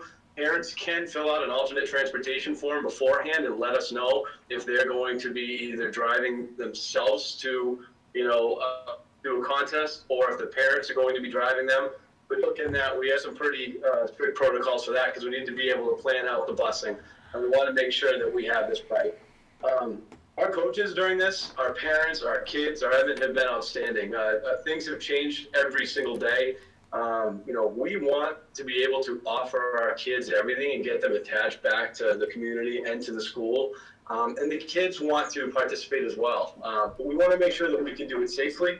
Our coaches, while things have changed and some sports have even changed and there's some restrictions put on that, our coaches have taken a real positive attitude and looking at the bright side. Like, we might have a couple of restrictions, but at least we're together, and we're playing, and we're not sitting at home like we were, in the spring. And I know there's, people out there that might be, concerned sometimes about sports, but I think they need to look on the positive end of this and understand that doing everything we can safely to get these kids to play.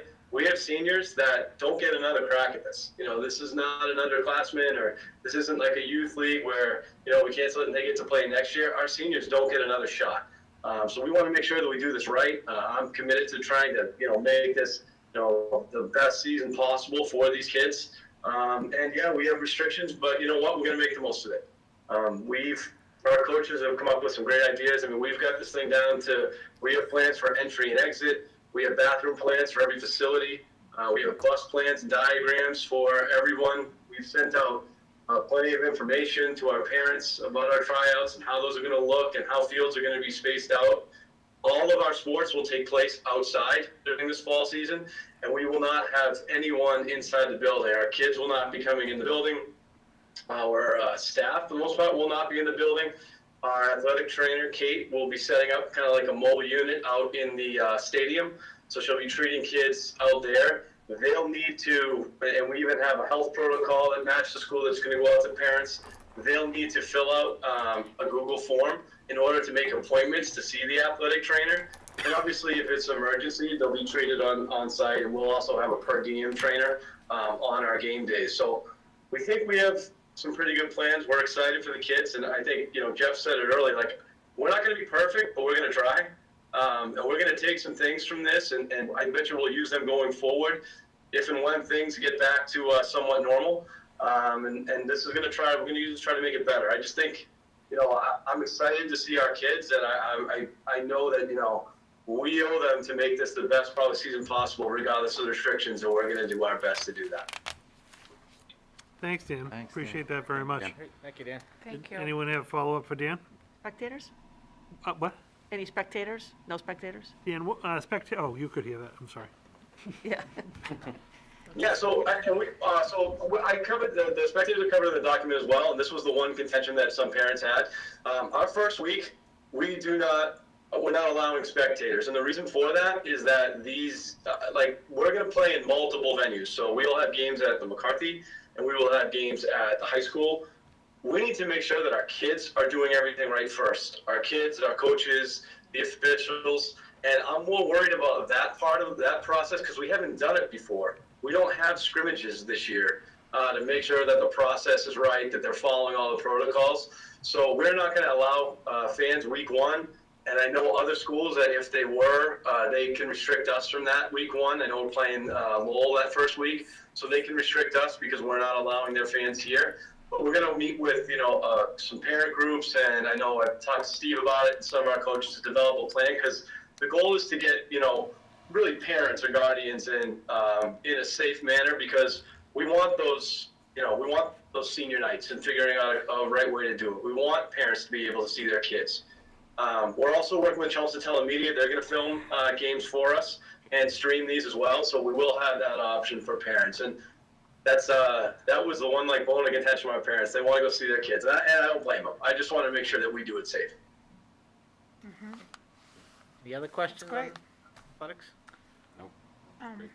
No, I think that's a very thoughtful way of doing it, and the students are not used to this, so I'm glad you're giving it that extra time at the beginning. It's going to be the same thing as students come into school to remember the social distance is important.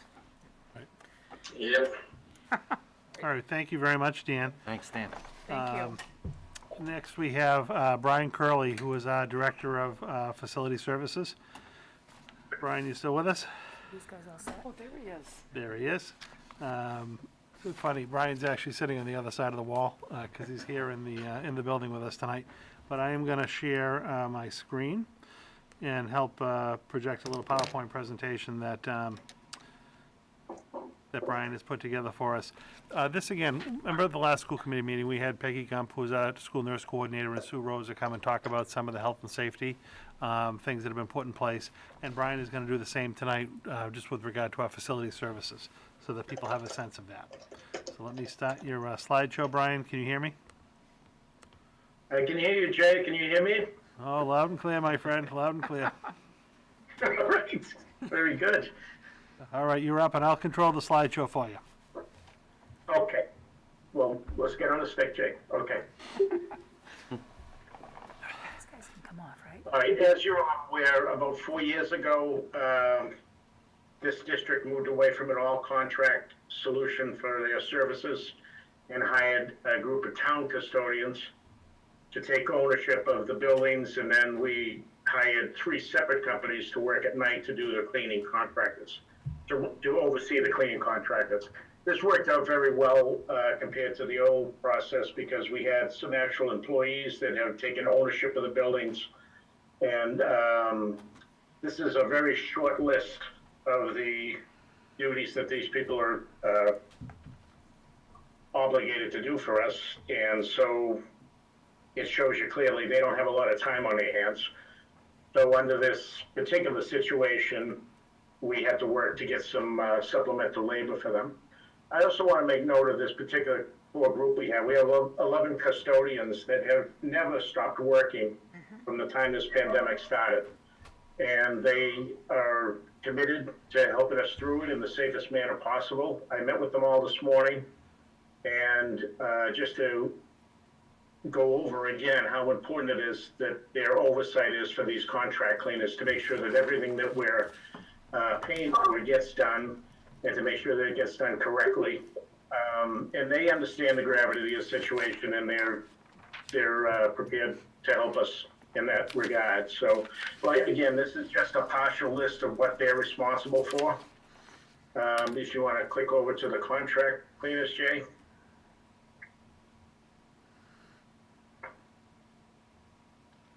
Thank you. So we employ 3 separate companies. One company takes care of all the elementary schools, the administration building, and community education and CHIPS. Another company maintains the 2 middle schools, and we have a separate company that takes care of the high school.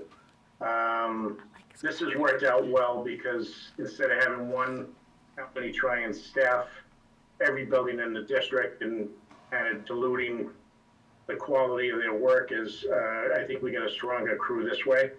Also, it gives us a little bit of leverage when the contracts are up, because they're aware they're all competing against each other.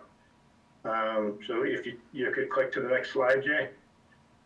The next 2 slides show what the normal contract calls for, the regular scope of work that's done on a daily basis in the buildings. And this is something that the town custodians oversee. They do inspections. If they find any issues, they get it rectified. If they can't get it rectified in a day or so, they ask me to step in, and I reach out to the management of the company to correct any shortcomings. The next slide shows tasks that are done on a weekly basis per the contract. And the following slides show what's done on a typical vacation week where we might have 4 work days involved. And then the summer break encompasses everything that's done on a vacation week. Plus, of course, it's all the stripping and refinishing of the hard tile, and everything gets done soup to nuts. So this is what we're really here to talk about. In addition to the daily scope of work, we've received separate proposals from all 3 companies to provide us with additional labor. So during from Monday, Tuesday, Thursday, and Friday, the way this will work is we'll have, with the exception of the high school, we'll have 6 extra hours of labor per building during the day, and 4 extra hours at night for a total of 10 hours. At the high school, we're actually going to have 2 people in during the day. Naturally, there's a lot more square footage, just a lot more ground to cover, and it's a different animal altogether. So during the day, this additional labor is just going to constantly be moving around, cleaning high-touch surfaces. They're going to be going into the restrooms. If they observe a restroom being used by a student or staff member, they'll go in. They're going to sign a sheet, initial it, that they went in and they ported the restroom at a particular time of day. So when staff goes in, they'll be able to see that the clipboard with the checklist on it, and they'll be aware that someone went in there and was treating those surfaces in between. The breakup is going to be a little different from site to site because everybody does things a little differently. After the abbreviated school day, the extra labor during the day, which is there for 6 hours, school might be in for approximately 3.5 hours, right, Jay? And then they're going to move on to the cleaning of all the high-touch surfaces. If at some locations, if they find this to be disruptive, then they're going to move on to cleaning things like student restrooms or common areas that aren't being used by the staff as they complete their remote teaching. And then they'll just defer the work surface cleaning to nights. We're going to have 2 deep cleaning days. One will be on Wednesdays when only staff are in the building doing remote teaching, and on Saturday. So what would happen on Wednesday is Tuesday, after school lets out, the cleaning crew comes in and they, in theory, clean the building from corner to corner. So on Wednesday, the only occupants of the building would be the administrators and the teachers. So on these deep cleaning days, the same crew is going to show up and they're just going to go over all these, all the work surfaces again. And what we like to do is we like to have them clean the surface with the Virex product that we've been using. We've been using that for years. They would clean the desk by spraying them, wiping the desk dry, and then they're going to respray the work surface and let it air dry, just to ensure that it gets disinfected. On top of that, our staff more than likely will be operating the foggers and moving from room to room and fogging with the Geneon chemical. I'm going to be authorizing some overtime on Wednesdays for a crew to come back in for an hour or 2 and check on the Wednesday night cleaning to make sure that deep cleaning is happening. On Saturdays, a member of the town custodial crew will actually be working the Saturday shift with 2 people from the cleaning contractor to work with them and to supervise what they do to ensure that the deep cleaning gets accomplished in the manner that we want it to. So if you want to go on to the, this is an overview of the sanitizer that we've been using. It's generated on site. It's a food-based product. It gets run through the mixer and it gets electrically charged. It becomes a very efficient sanitizer. We can apply it with a spray bottle. We can apply it with the fogger. And the only downside to this product is it doesn't have a long shelf life. So we really can't use it to replace the Virex, because then we would have to have someone refilling the spray bottles every other day. It really wouldn't be an efficient way to do it. But as far as cleaning large common areas and going around and doing a quick disinfection of the classrooms themselves, it can be very effective. We've outfitted all the custodians with, we've upgraded the foggers they have to apply the Genion product with. They were using a smaller product last year. In the years past, we've been using the Genion product for about 3 years now. We were using it for outbreaks of the flu or other viruses that the nurse's office made us aware of. And it appeared to be very effective in stopping viral spreads within the buildings. You know, that was based on very good communication from the nurses and a quick reaction on our part where we were able to stop this viruses in its tracks. So for this particular situation, we're just ramping it up even more. So we've purchased these backpack foggers that they hold for a little more than 4 times the amount of chemical that the other ones do. They project a little further, and they can just, as it says, you can cover up to 20,000 square feet an hour. So that's the cleaning aspect. PPE has been on everyone's minds throughout this, you know, as everyone comes back to a new type of workplace.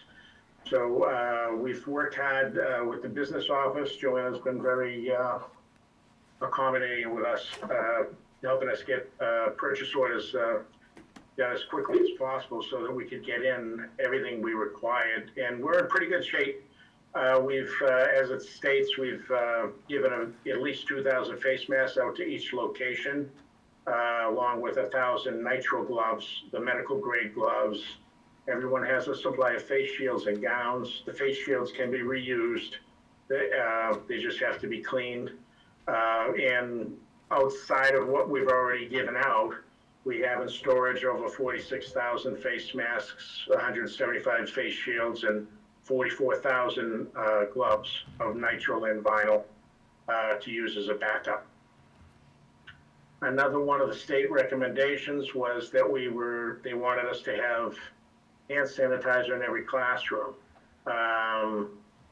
So this is a double-edged sword because they want us to have a hand sanitizer that's at least 70% alcohol.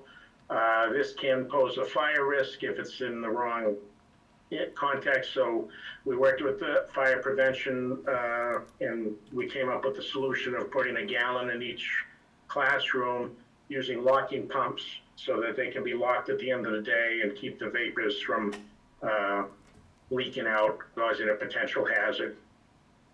And that is the basic overview. If you have any questions. I've had some questions about handing, and I don't know if it would be for you. First of all, thank you. Your position is extremely important, and thank you so much for taking it to heart and as seriously as you have, and for doing all of this. So that's my first thing. The second thing is on face masks. Are they handing them out at the schools regularly to teachers? How does that work if a teacher needs a face mask? Yeah. Go ahead, Jay. No, if you want to, Brian, go ahead. It could be it could vary slightly from site to site, but I believe most of the schools are keeping them in the front office. Okay. And they're having their clerks kind of keep the inventory. Okay. And if a staff member or a student require it, they go down and they sign out for, you know, say a week's worth.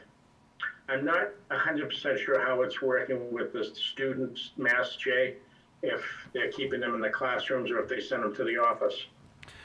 Yeah, on that note, what we wanted to do was not, if a student's mask broke or a staff member's mask broke or whatnot, we didn't want you to have to leave the classroom to go to the office and pick them up.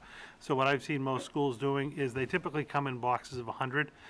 So the schools have been breaking them down into like Ziploc bags of 10. And they've been, teachers have been coming and getting a Ziploc bag of 10 for their classroom. And then when they need another bag of 10, they would just go down to the office or, next time they're there, pick up another bag of 10 for the room. We weren't putting, say, a box of 100 in every classroom, just because they do have a tendency to walk away. People who need it for their own personal use would use them, and we want to, kind of have a little bit better inventory control. But most of the schools that I've seen, it is the front office breaking them down in sets of 10, and literally, if you need a bag, you just come down to the office and grab it on your way in or way out. At the middle school and the high school level, the adult-sized masks typically are what fit the kids and the staff, so they're interchangeable. Anyone who would need a mask would just use that mask. We do have the child-sized masks that, again, just based on the size of the face, might be necessary at the elementary school level. They're not typically too necessary, although we have them at the other levels. But, they would just be signed out through the office and kept in the classrooms. Okay, so if a teacher needs masks, they need to go to the office and grab some. There's a place in each school, again, typically it's the main office, but the staff would all know where they need to go to get their masks and replenish. Okay, thank you. Now, these are like these masks, so they're the paper disposable masks.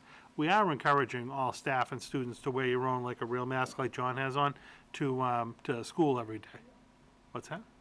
One Let's make time sure in a it's- meeting, I wore it upside He down. wants to know if he's going the Oh, right no, way. but no, like to wear your own mask to school. No, I Yeah. get that. And use these as like a backup, right? But I mean, we do have plenty of masks on site in the event that kids don't have them. Yes. And there will also be a stock on the school buses, because you have to wear a mask on the school bus. So the school bus drivers will have masks if they have to give it to the kid before they get on the bus. Okay, thank you. But what's the protocol, particularly, I guess, at the high school, where kids are changing classes? What's the protocol for cleaning in between classes? The teachers, do they have spray are they gonna use, or are the kids expected to spray down the desk? What's the plan there? I believe, I talked to Steve Murray about that. Every classroom has spray bottles properly labeled for the Virex. And Steve was going to have the teachers spraying them down between, because there was some discussion about, they recommend a 10-minute dwell time for the Virex, but there's only 8 minutes between classes. So I'm not 100% sure how Steve's working out the logistics of that, if they're going to have the students get up a minute early to spray the desks, so that there's sufficient time in between the changeouts. Thank you. One of the things, I'm sorry. There were some questions about the Virex, not only the wait time, but I think it was recommended that you're not supposed to be in the room, after you sprayed it, because it's pretty potent. the Virex? That was one of the, some of the information that we got. And I read about it, and it is pretty potent stuff. Yeah. I'm sure it's gonna knock the viruses right out, but, just to make sure that, the teachers understand, I wanna make sure that teachers understand, how it's supposed to be used, and that we're ventilating properly, and that no one's unnecessarily exposed to, any fumes or chemicals or anything, so. But it's powerful stuff if you read about it. It really is. I personally have never had any issue with, because I'll spray down my own conference table and stuff like that between meetings. But Brian, has that ever come up to your knowledge with any staff as far as? Yeah, well, the only thing I can think of is, if it was applied with the fogger, you wouldn't want anyone in the room because it'd be airborne. I think in this particular application, they'd be taking the spray bottle and spraying it directly on the work surface. If people have questions about that, who can they ask? Yeah, principals? certainly, Brian. I mean, the building custodians Okay. are using the Virex. You're going to see even the contracted cleaners, going around between sessions and spraying the Virex. So I would say, Brian, any of the custodial crew could kind of advise a teacher with regard to safe handling of the product and use. Great, thank you. Yes. Okay. Other questions? No? No? Okay. Brian, thank you very much. I do just want to take a second, too, because I joke with you once in a while about all the work you do. But Brian and his crew really have been working they work nonstop ever, but, even since March when we went out, the facilities and operations crew have been incredible. So I very much appreciate the work you're doing around the clock to get us ready for the start of the school year. But just publicly want to thank you and the custodians again. I think they're doing an incredible job. Thank you, sir. Thank you, Brian. Thanks, Thank you. All right, you Take go home. care. You too. All right, I need just 1 second to end this.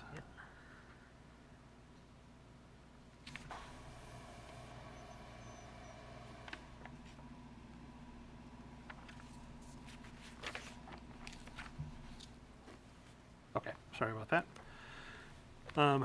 Yeah, and again, we actually got very good feedback last week when Peggy and Sue came and talked about the health.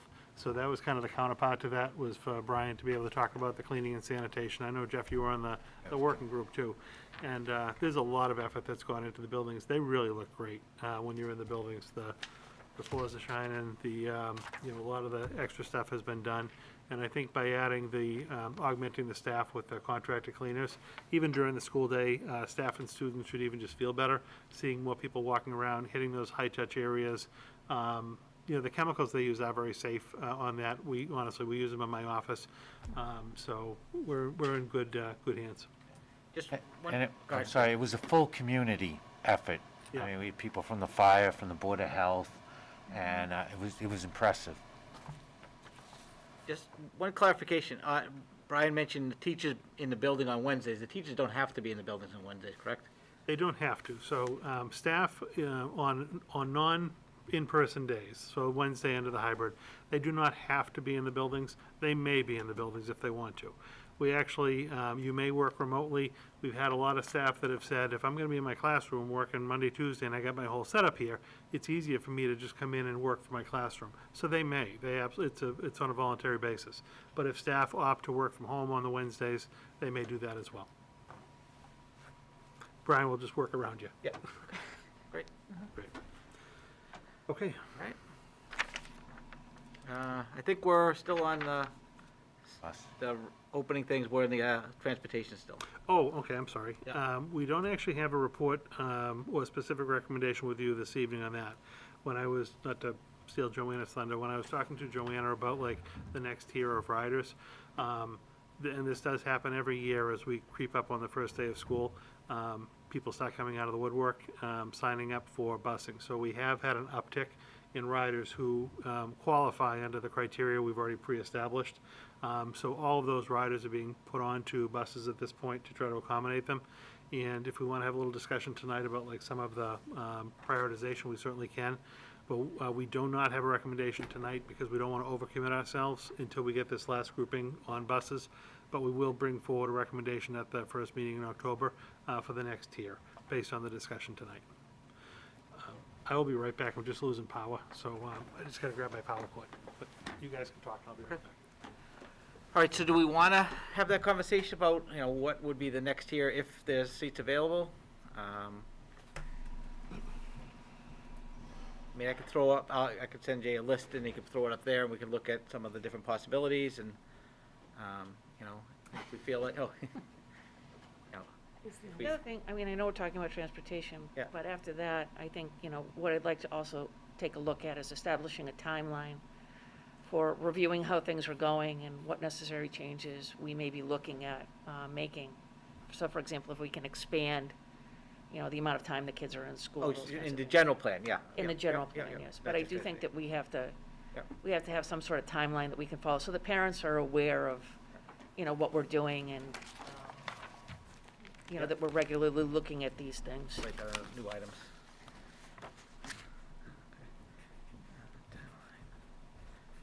As far as transportation is concerned, I can't remember what the next one on the list Yeah, was, to tell you the Jay, truth. I sent you an email with just a spreadsheet, if you could, when you get plugged in, if you Yep. could bring it up. Just-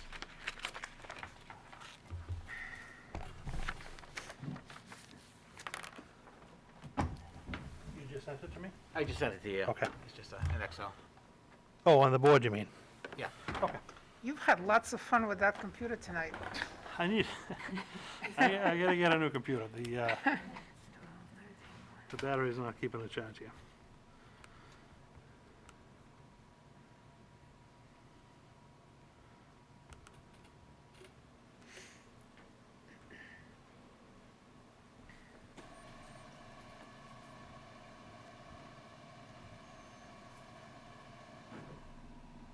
You can Apple, because it doesn't open up the Excel? Yeah, it just takes a second. Okay. It'll open though. Darn apples. For what, well, I like it, but for whatever reason, this one's giving me a hard time today. It's old. It is old, I'm trying to get my money's worth out of it. I know.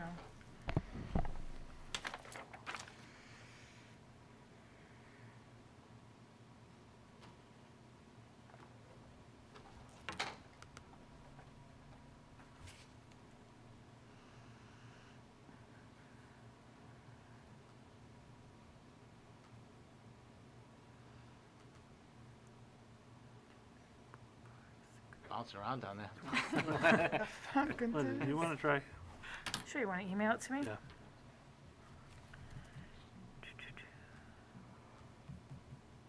And then you Oh, I'm just need sorry, I got it finally.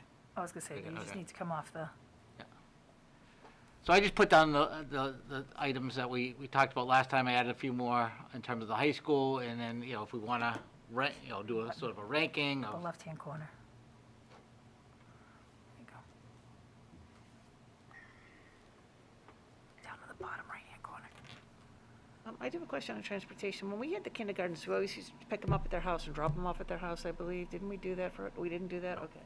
That must have been a wicked long time. Don't get It was people the excited, don't get afternoon people drop-off. excited here. The 12 It was o'clock the drop-off preschool. is when our kids used to Oh, get that's dropped what it off. was. Okay, It's thank not you. the- It was All never the right. pickup or the Okay. drop-off at the end of the Sorry, day. I forgot about full day. Yeah, long time ago, Donna. Wicked, long time ago. so these are just some of the groups that we mentioned last time. K to 6 special ed population that don't have transportation or IEPs, K to 6 ELL without transportation, other elementary students that haven't fit in yet, other 5-6 students, 7-8 outside of 2 miles, 7-8 special population without transportation, K to 8 children of staff. High school, again, we talked briefly a general stop type of model for the high school is a possibility. You know, We're looking at a couple of options. I don't want to say too much because then I don't want people publicly to be, holding us to anything. But we're thinking about a couple of things, high school level. Just looking with Joanna at like the ridership on the buses now, if we're going to have some capacity, the easiest capacity to be able to fill is going to be at the middle school level, based on how the buses are filling. At the elementary school level, again, we'll know after we get this last grouping on. I don't know that there's going to be a significant amount of additional room there, but I think we can possibly do something at the middle school level. So we just need to wait for this last grouping to get assigned, but it might be, we're already doing basically 5 and 6, over and under at this point, correct? Under free and reduced. Under if you're free Right. and reduced. But we might look at, 7 and 8, over, and we got the siblings already. Right, yeah, so just a reminder of where we're at today for who we're transporting. It's K to 6 over 2 miles, because that's the law. K to 6 under 2 miles who are free and reduced lunch. And siblings of grades 5 and 6 students who are in 7th and 8th grade because they can sit next to each other. So those are the 3 groups who are registering still. And so now, like Dr. Lang said, the capacity right now, but this changes because people are still registering, is at the middle school level, 5, 6, 7th, and 8th. Mainly 7th and 8th, because there's not many, just the siblings. That's where it looks today. 7-8 outside of 2 miles. I mean, without committing to it, I think that would kind of make sense to do 7 and 8 over 2 miles, first as like a first wave. And then, we could look at 7, 8. We could probably run the free and reduced lunch numbers, but we could look at 7 and 8 free and reduced under 2 to see how big that number is, to possibly bring back. But that might make the most sense just because I know we have some capacity with the middle runs. The elementary are going to be a little bit tighter. Right. I don't know that we could get to the point, I don't want to set up false hope, I don't know that we can get to the point where we're going to go under 2 miles and have it be just open, as opposed to like without some kind of a, free and reduced like we have, or maybe it could be an L, it could be a special ed student who, is just on an IEP but didn't have specialized services. But I think we'd need some kind of another a grouping, not just to go, full under two, because we wouldn't have the capacity for that. Just to give a little input, I was talking today about the EL population, and one thing that was stated to me was that it appears, and I don't know those numbers, so that quite a few of the EL students are remote. I do know that transportation is a big issue for ELs, so I would advocate to and recommend that we consider them one of the important groups, since DESE recommended that they be in person as much as possible. If that's one of the reasons, I don't know what the reasons are. So if you go back to the top, so if we had excess capacity at the middle school, not middle school, elementary school, would probably have to be those two groups first.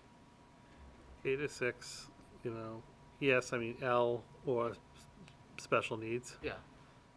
Those would seem to make the most sense to me. We just have to run the numbers and. Okay. and just- No, I'm just saying, if there's capacity. If there's we're looking, capacity, I would think.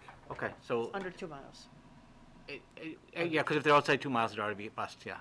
So if we have capacity at the elementary, maybe we'll look at those two groups, and if we have it at the middle school, the 7, 8 outside of 2 miles? I would probably start 7, 8 outside of 2 miles. Yeah. And if we were gonna go, again, we can run the numbers even just based on last year. If we were gonna go 7 or 8 under 2 miles, maybe the free and reduced. Okay. Yeah, I Because didn't at put least that we one. would have that caption on there. And then let those kids get settled in, see where we're at before we kind of go to another tier. That seem reasonable for, if available, to be where we target? Okay. All right. Joanna, do you think for the, is that a category that we could pull the data on pretty easily as far as under 7 and 8, under 2 miles, who are free and reduced? How are you able to pull that data for the elementaries? Yeah, we can look at last year, because remember, Let's figure right. remember, just last year, there were 3,400 riders. So not everybody rides the bus, right? So all we can do is, to project, is look at last year to get a gauge. We've already kind of pulled the data of last year, who selected remote, to kind of take them out of our equation, to kind of see what's the maximum demand. And right now, our maximum demand is greater than our capacity with the 1/3 on the bus. So we can look at last year's free and reduced, throw that into the equation, because that's all we really have, and again, get a gauge of what's the maximum demand going to be, and can we meet it. That is a field next to, we'll see if those families even want to ride, the family just may want to drive them. Well, and if that's a field the next two too, we could probably query also by the remote option. Right, we're working now to just remove all remote Right, from our list of demand. good, okay, Yeah. okay. And then we'll have to address what happens I know if they the want to student come switches. hybrid. That's wonderful, but we may not be able to have room on the bus down the road, 6 The two months from things are now. gonna be, do we have room in the classroom? Yeah. And then do we have room on the bus to be able to acclimate them onto a route? Other thoughts on prioritization of groups for transportation? Okay, all right, so I'll put some numbers with that. We can put some numbers in, we absolutely, for the next meeting, we'll send that out to you ahead of time. Okay. And we can make a decision that night and put the push on to get people enrolled. All right, Right. so I think that's all the return to school plan. Any other questions, comments on it? One is, I really think it's important that we make sure that all of our teachers and paras have a Chromebook to be able to assist kids in the classroom. I'm not sure where we're at with that, but I really think it's, in order to get the maximum benefit of the types of instruction that we're asking people to do, I think it's really important that we give them good technology. And, to make sure all our classrooms are equipped for the remote aspect and the teachers know how to use it. And I will say I received a very nice email from a staff person regarding some of our computer specialists, in particular Eileen Young. And it sounds like they've done a terrific job of being in the schools along with Bill to really provide people with the support and training that they need. And I just want to make sure that we're able to continue that because, I don't think our training is over by any means at this point. I think this is going to be, we may be learning how to do it, but it's going to take a long time to really master it. Yeah, So- the training's certainly not over, but I think also you'll see some of those roles move into like a support type role. So like Eileen is wonderful at the elementary schools, and now if teachers are teaching a lesson and they're new to the Clear Touch machine we're using, Eileen might be able to go in and support them in a lesson to actually, while they're teaching the lesson, help utilize the technology. So it'll be a little bit more hands-on in a different way. But we do have regular professional development days built into the calendar. A lot of that is going to be tech-focused around supporting teachers using this new technology. And what do we need to do to get Chromebooks into these people's hands? Yeah, so we've stated this before. I mean, we're maxing out as far as our devices are concerned. So Bill has done a great job of really trying to get Chromebook in every single student's hands that we have. We have an order in for 2,000 units. We're just waiting for that order to come in. There's nothing I can do to push it along. Every single district is looking for it. Yep, When that absolutely. comes in, we're going to be in wonderful shape. Until then, I have had a few staff members that have requested a Chromebook, but they have, say, a desktop in their classroom. They may just have to keep using the desktop until we get the Chromebooks in. But people will have access to a device. Bill had sent out an email I was copied on today to like all of our staff who are going to be working remotely just all the time, like our full remote staff, come by, pick up your devices if we've missed you or whatnot. So we're taking care of all the staff who are working remotely and off-site and making sure that they have, say, a Chromebook and device to use. Some of our internal staff, obviously, as soon as the order comes in, we'll give them the devices. But in the meantime, they may still be using some of their own technology that they currently have in their classrooms.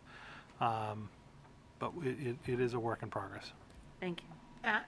With that technology thing, even if they have a desktop, are you saying that once the Chromebooks come in, they will have laptops available to them? Yes, let me talk to Bill first, all right? And because I don't want to say something and then go back on it. Okay, But because I do know that yeah. they're going to be trying to switch out like desktops with, say, like a Chromebook laptop device. We've just got to figure what staff are getting it in prioritization and whatnot. Okay. I'm just thinking long-term, if they go remote, we all have to go to remote. Right. That little laptop. Right. It'd be wonderful. And it's just, I wish, we have the funds, we've got them committed. It's just a matter of every single school district in the country is trying to get their hands on Chromebooks. And we're in the queue. To get them. So as soon as we get them, we will get them out. But we've done, I don't think I've received a parent complaint about parents not having access to technology for their kids. They've done a great job of the pickups at the schools like they did the school supplies. Yep. They've also done a tech pickup. Heard very good things about that. Very, very good things about that. It was quick and easy. You stayed in your car, you drove through, and you get your device. So, no, we're, I think, in decent shape on that front. We are going to be ordering also some additional, again, those Clear Touch panels have gone over very well. We're ordering some additional units for our elementary and our middle school classrooms that didn't have them. So we're working that through. And I would say, let's get this first couple weeks off the ground, and then we can have Bill come in and talk a little bit about how this whole rollout has gone, what he has in the works as far as orders that are in for equipment and supplies. And we may also have to look, again, we're going to be tech heavy this year in support. We may need to add some additional support staff to be able to help with the implementation and rollout of all this technology. So I know Bill is looking at that as well. And then if teachers have questions about, let's say their audio isn't great or whatever, I'm just throwing things out, the camera, should they contact Bill or somebody in the tech department before they go out and purchase something on their own? Well, yeah, there's a ticketing system that the whole tech department uses that teachers can just access to enter a work ticket. So the easiest way to do that, just to get in the queue, is to pull up a ticket. It's on our system. You know, your name, your classroom, whatever your question is. That way, at least it can get responded to. When they come in, the help desk can assign them to the tech. And if it's a building-based person, you know, they can say, you know, I'm in Donna's building anyway. I'll pop over and help with this particular thing. So absolutely utilize the ticket system. It's the easiest way to track those requests, to get a quick response. He and his techs are on that all the time. Is there any way to get this information onto the website in a way that's translatable? So, you know, I've received some wonderful connecteds, truly, from technology, from food services today. Yeah. Excellent communication. But I know those are not translatable unless they're on our website. And that's a problem for some students and Yeah, families. well, go ahead, Linda. Yeah, can I just talk about this? So, the way it works with Connect Ed Yep. is when we put it in there, so that, I sent out that Connect Ed today, so I know exactly what you were looking at. When it's put into the body of the text, at the top of it, we click, so I click Spanish, and it will translate it. It's only gonna go to those parents that need it in Spanish, so you're not gonna see it. The only reason you're seeing some things that have like the dual, translation, like is the banners that I'll make, or any type of graphics, because it can't translate pictures, but it can translate words. So today, when that went out, you're receiving it in English Right. because you're not requesting it in another language. Quite honestly, we have multiple languages that we can pick, but we always make sure that the Spanish one is So there. is that for every language that we have, and not just Spanish? We do actually have it for every language that we have. Okay. Sometimes it struggles a little bit with Flemish. I don't really know much about that language, but it was only 2 students. It's going, so you're receiving it in English, but say John, for example, was requesting it in Spanish, he's going to receive it in Spanish. Okay, So when but you it's for sometimes see the every 2 language, pictures not that come just up, the it's because primary. I've made a translation of the picture. It can't do that. So we just have to, you know, if some people are not getting it in Spanish, then that's just a matter of a click. So we can, that's easily fixed, but words can be Like the translated language preference. through would have to- Connect Alright. Ed. So, If I receive any communication that says they're not getting it in that language, I will forward it to you. correct. Because it looks like you need to originate it in whatever the language So is. you put it in, and it's a matter of You clicking send another it. button, right? And it's Okay. funny, it comes up because it will tell me, like, X amount of, like, right now, it's like almost 6,000 people will receive it, but then it will call out how many people will receive it in this language opposed to this language. Okay, thank you. A couple notes that carry over really from Yep. last time on transportation, and these are other people brought this up. Just if, I guess particularly the middle school and high school, if the building principals or whatever can just keep an eye out about bike racks and whether they're gonna need more bike racks. Yeah. And then also just keep an eye out about intersections and whether we're gonna need crossing guards that get the heavier foot traffic. Yeah, we do, on 2 things. I did, the bike rack question came up, and unbeknownst to me, we have 2 bike racks, is what I'm told at the high school. One down near the gym and one up front, so we do have bike racks. The crossing guards are difficult. It's always a difficult position to fund. We have 3 funded in the budget, we just typically don't get applicants. It's something that we can apply for. No, I'm sorry, not apply, advertise for, but I'm not super hopeful we're gonna be able to find people. We do have someone, I think, at McCarthy still, correct, that helps with the going across North Road, but the other ones we haven't been too successful. Right. But we will monitor and watch that. The police have been super helpful also, just around like the start of school. They'll be more visible, they're always out there, but they'll be a little extra visible around school buses and driving safely and speed and things like that, so you will start to see that on the road. For the high school project on the roadways and so on, I noticed today that it was reopened. When are we gonna have the markings and all the things on the ground? From my understanding at the high school, did they take the barrier down already? I saw it this morning that the barriers were out. I've been there and in the mid-morning. Okay. The barriers were out in the front of both sides. But if you try to take that side road down to the pack, Yes. you cannot, I couldn't this morning It's, continue on yeah, I that. think tomorrow is the day that those are all coming down. So like Okay. the Jersey barriers and everything are coming down tomorrow. They're not able to, whenever you pave, and I don't even know why I know this, but like whenever you pave a driveway with hot top, the oils have to come up through the hot top before you can really adhere paint to it. So it's actually going to be a number of weeks before you can put paint on the new hot top. The high school is going to use sawhorses to basically help control the traffic coming in and out. I know Steve put a map out for families to kind of, with arrows to show where it's going to happen, but they're going to have to use cones and horses to be able to basically direct traffic for the first couple of weeks until they get those markings down. You might see like little temporary marks to help the kids figure out, you know, where to park, but the actual strips won't go down for a little bit. Any other questions on return to school planning? No, just the whole thing around timelines, but I think we can, we'll get an update at the next meeting and then figure out what our timeline is for the decision, like we're doing with the transportation, you know, just getting the updates and then putting together a timeline, even though we understand that, you know, COVID-19 may have other ideas.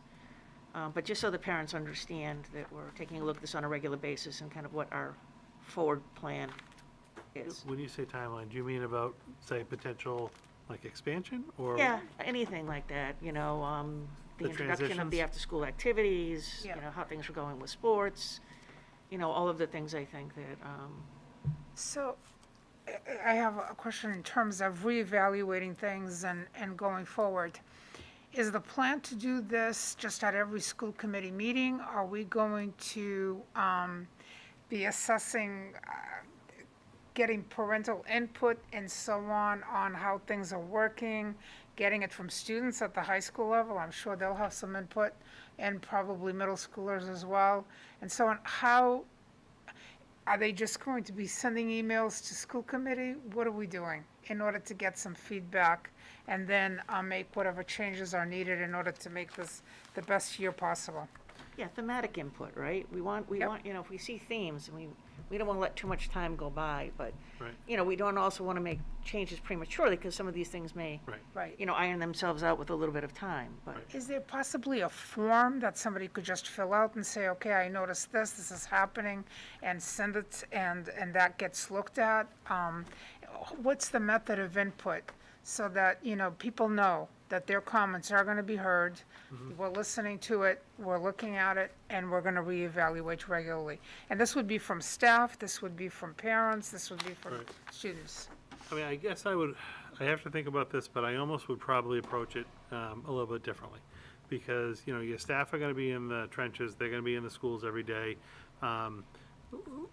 They're gonna be debriefing, you know, even after this first couple days goes, getting together what worked well, what didn't work well, do we need to adjust this hallway to be one way? So they're gonna be very involved in that. I really do think staff are gonna need a good week to, 2 weeks, to be able to figure out, just the flow. How is everything working? You get all the kids, finally organized. I'd be curious to maybe, we could do some surveys, even with the staffs at the end of that, but I think a lot of it's gonna be building specific.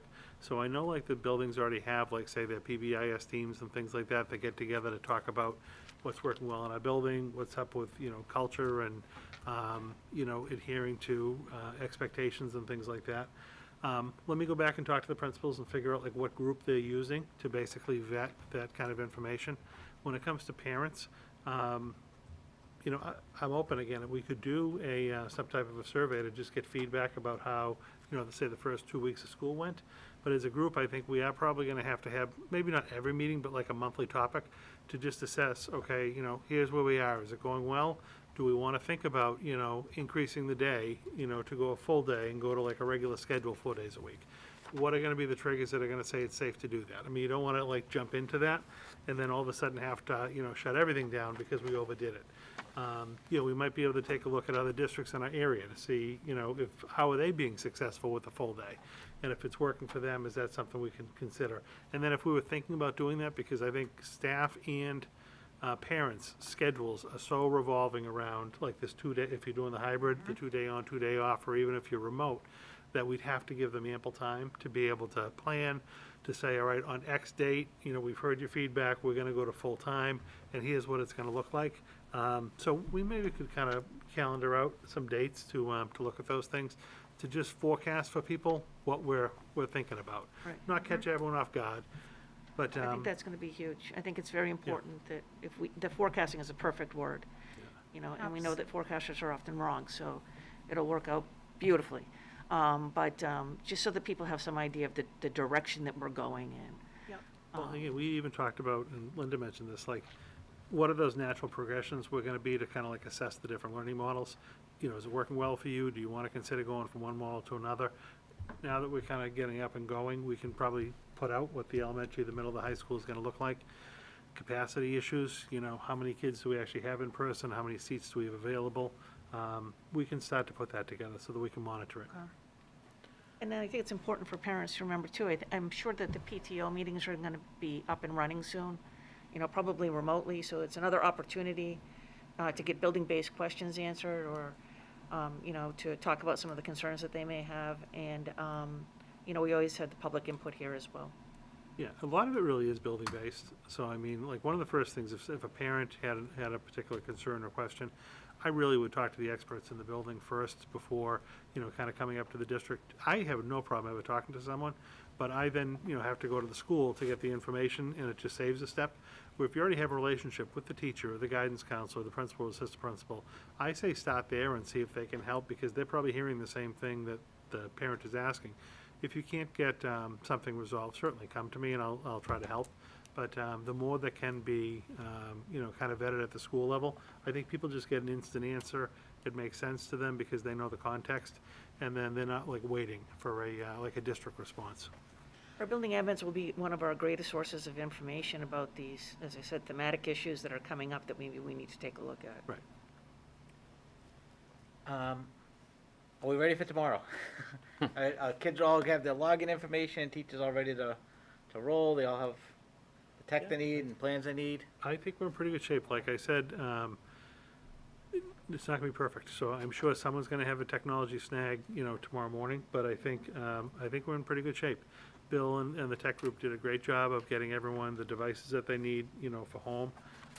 There is the unknown, though, because people are connecting to, say, like their home internet. You know, it's not like they're in the school and we kind of have some control over it. So you're going to have a kid that's going to drop out of a class or have to, you know, pop back into a class. That's going to happen. There's, you know, I guess I would call it anxious kind of excitement. I think people are excited to get the school year going and at least get to meet their kids and kind of see what this is. People are very nervous and anxious also because they've never done this before. So I really do think that, and our parents were very good last spring, but everyone has to be understanding as we're working through the start of the school year. It's not going to be perfect. It's not going to be last year's start of the school year. You know, it's totally different, whether you're hybrid or you're remote. It's a totally different learning environment, and I think we can't try to make it the regular school that we all think it is. It's going to be modified. It's going to be different, but I think we're in a pretty good place to get going tomorrow. I'll be really curious to see Thursday and Friday how the first half days go with the kids. So we'll be around the schools, kind of seeing how that all goes. But I think they're excited. Right. Anything else on Just general question school opening, you know? on school opening. Okay. Well, I don't know if this is school opening tomorrow, but one other set of questions that have come up quite a bit in the stream of emails has been, is there going to be some set of standard or guideline that you're going to set, or what is the methodology that's going to be used to decide to go remote?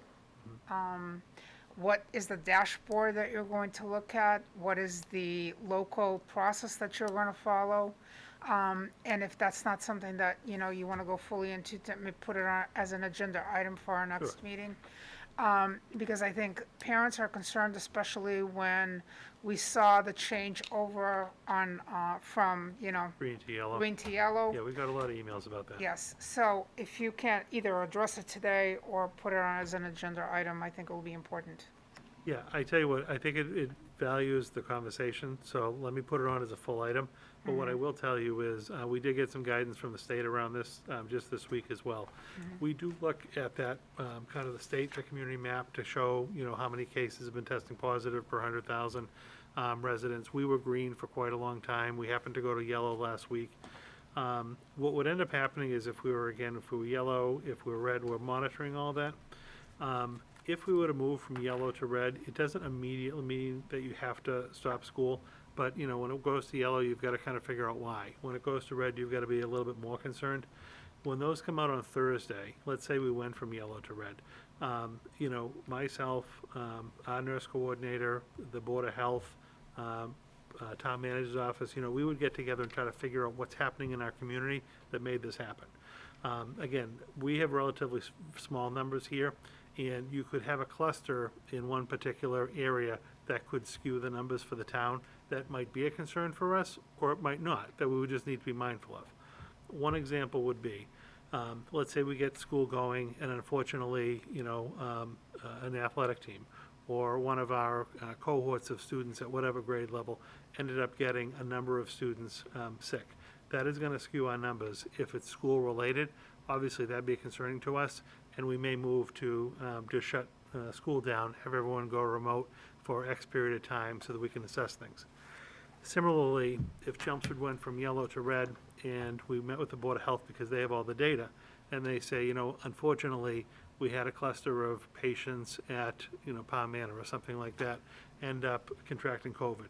Certainly a concern for the community. However, if that really isn't touching the schools, it wouldn't necessarily mean we have to shut the schools down. But what we need to have the conversation that week is with the Board of Health and all the different players in the room. Where are these numbers coming from? You know, is this a school-based concern? Is it a different concern for the community? And then we need to be comfortable being able to tell people, I think, why we're staying in school or why we're shutting schools down based on that data. So I think we did get a lot of emails when we went from green to yellow, and people said, well, if we go from yellow to red, are you immediately shutting down? Not necessarily, and kind of these are the reasons why, but I think we would need to be prepared to say why, so that people understand that. What the DESE guidelines that came out this week indicated is that communities should really use a 3-week window of looking at your data. So if you happen to go from yellow to red, you know, for 3 consistent weeks, 3 weeks in a row, then you might want to shut down and reassess things. Similarly, if we went from, say, red to yellow, you know, how many weeks do we want to wait before we go back open? So these are all different discussions we're having with at the town level now to kind of figure that out. But let me put something together to even kind of show the map and to show what the data looks like, and I can do that for our next meeting. Okay, so that means you are meeting regularly with this group, the town? Well, we've been green so far, so I haven't had to have too many regular Right. meetings. We meet, I mean, Peggy works with the Board of Health all the time around the cases, but no, if we ever went to yellow to red, then we would be getting together. I mean, can we just have a standing agenda item to talk about numbers? You know, it doesn't have to be anything in depth, it could just be a memo format. Yeah, I think, let me take a look at what already comes out of the website, because it might be something like quick and easy that we can pull just in. kind of share. Yeah. I think we would just need to really be concerned if it were like yellow or red. You know, if we were in the green or we were in the no color at all, and there's no cases in town, it wouldn't, you know, I think we'd be okay. Maybe we could just say, hey, we're green, we don't have anything to worry about right now. But we could figure something out. Okay. I mean, if we have cases within the school, though, I mean, I think Oh, no, that if we had them within the school, we've got a it problem. needs to be an update, No, right? I'm just saying, you know, if we happen to be green and there's no cases in the town, we wouldn't have to spend a lot of time on it. We would Right, just right. say, you know, we're green. Okay. But if there is one in the school, we'll have a public kind of, okay, we had a COVID case. Yeah, we can't identify the student or the Student, staff right. member, but we'd be able to publicly say, you know, we've had a student who's tested positive, and we actually have a communication Okay. preset that would go out to the families in that community, in the families in that school, Okay. to let them know that. Okay. So we're really talking about two kind of parallel things. We have the school issues that we're going to deal with on a regular basis. Correct. And then we have the state numbers, and that's where that is going to require a little bit more of That's the more town-wide right, an number. analysis on our part to determine what's what. Right. All right, anything else on school reopening plans? We'll let you know, I will send you each a communication tomorrow, and Thursday and Friday, I'll let you know how the first 3 days go. Okay, thank you. So next item is the school committee self-evaluation. So in your packet is a summary of the results from the self-evaluation, so I thank everybody for getting those to me. As you can see, most members feel like we're doing a pretty good job in most areas. There were a couple areas where some members felt we need some improvement, and so you can see that on the list, along with some comments that went along with those ratings. And then some members just gave me some general comments, and so I just try to summarize them at the end of the document, so hopefully I did a good enough job with that part of it. But if anybody has any other comments or questions about the survey, welcome those at this point. And then And what we can do with this is when we do start to look at setting some goals, probably next month, one of the meetings next month, we kind of use this as some guidelines on what we want to do as a committee, so. So any thoughts or any comments on this particular? Let me put it back on again. I need a little more time to just process it. I don't know why it's just not. Well, the survey? Yeah. Yeah, well, we're gonna use it for goal setting, so we can definitely have it back on when we get Okay, to that great. point. So we're gonna use it as a guideline, so it'd definitely be something we can have on there, yep. And then, is this a public document for people to see? Well, it's in the, Yes. it's in the It's agenda. packet. Oh, sorry, yeah, it is. Yeah. Yeah, it's definitely. Jeez. Yep. We got a lot going on. I'm sorry, I really do. That's okay. Okay, so any other comments or questions on this? Okay, great, so thank you all for putting that together. Last thing is recommended budget transfers. Yep, Joanna, if you could just walk us through this, please.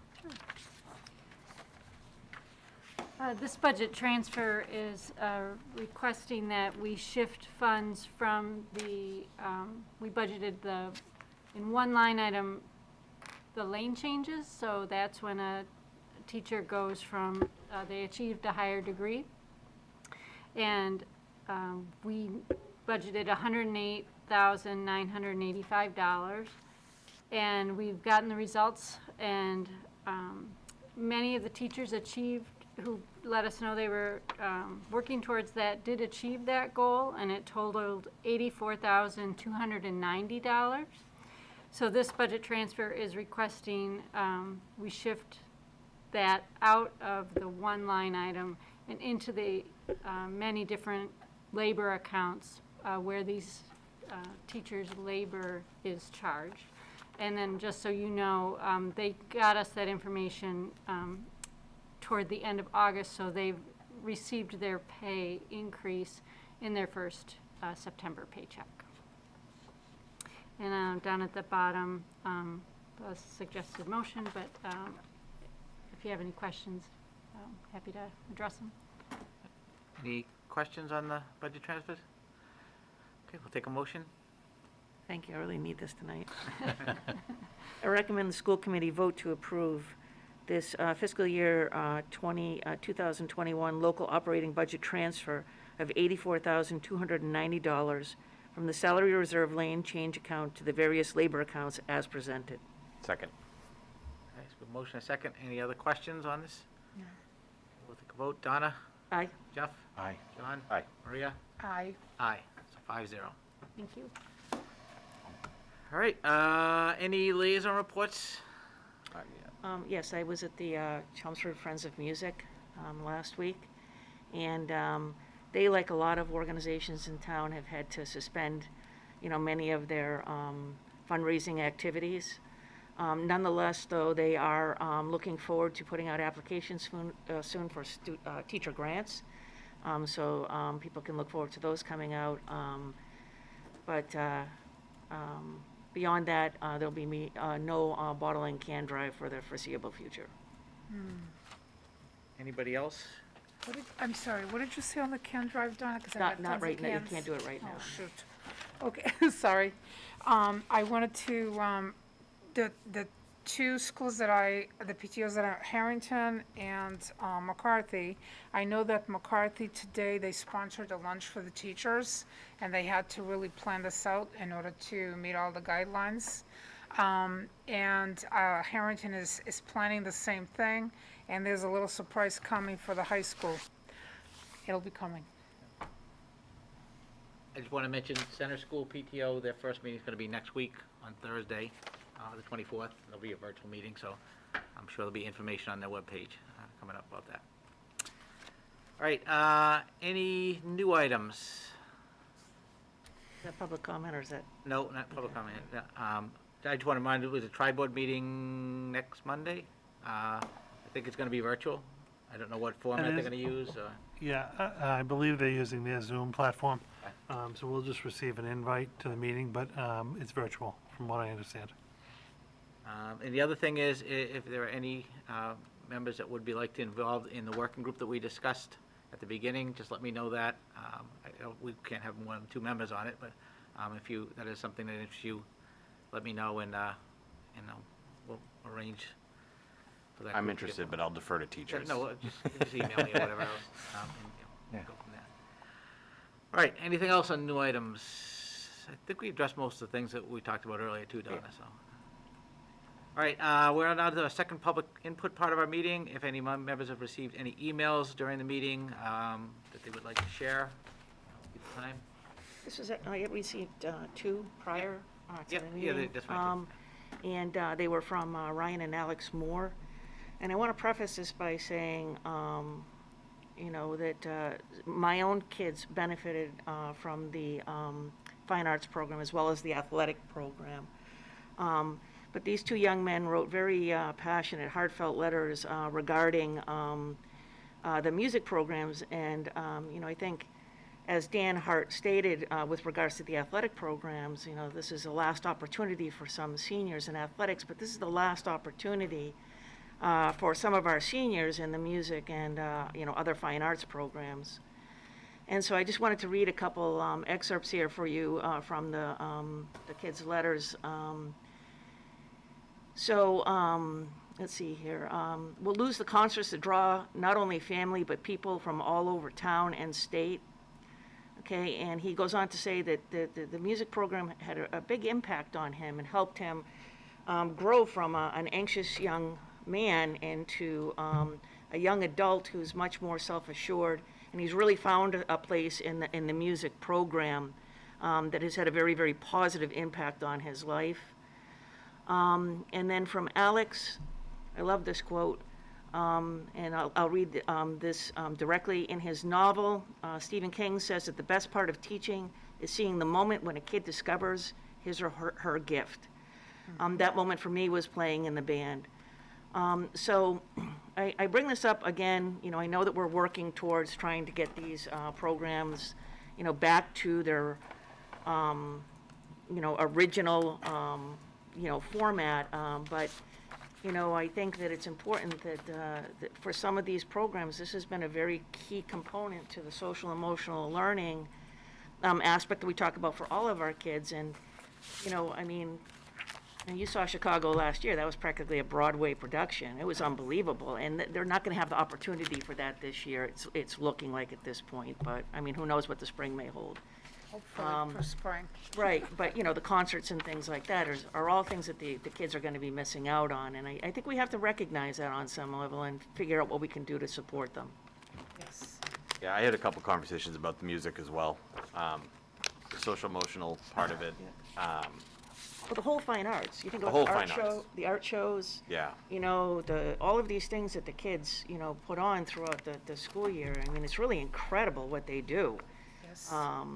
And, you know, this is going to be a big loss for some kids. And like I said, whatever we can do to bring these things back online again, I think is going to be very important. Yes. Arts, theater, you know this, I keep on saying it, how important it is in the social emotional component of education. I'm going to say it this way. When I first came into the middle school, I went to meet, the band was just starting up again. And when I sat there and talked to them, to the 2 leaders, I realized how important that program was going to be to so many students who may not really care as much about athletics. And I'm not saying that every band student doesn't like athletics. They could have double things, but it's an expression of self. It just all comes out in that. And somebody has said to me that the band leaders sometimes become as important as any counselor in a school because of the way the program is. So I think we should pat ourselves on the back on having such excellence and having folks so much want to continue it and want to do it. And we need to think about that going forward after we get through the first day of school. Yeah. Okay. Maybe the first week. Yeah. All right, Okay. any other comments? I know we got one from Hannah Barker. Yes. Just about, you know, she asking, can we use our website to have a pop-up, just to remind people to do their daily check for their kids, you know, make sure, maybe with a list of what to look for, high temp and all that stuff, because that's the best way to prevent any type of spread is if your kids are, or your staff are not feeling well to stay home, so I thought that was a good suggestion. Yeah, Peggy actually the school nurse coordinator, put together some nice materials to just remind people. So we're gonna just start pushing those out. You know, not, the website's not a bad idea, the website's fine, but even like just Facebook posts and, Connect Eds and things like that, to just remind people to do that.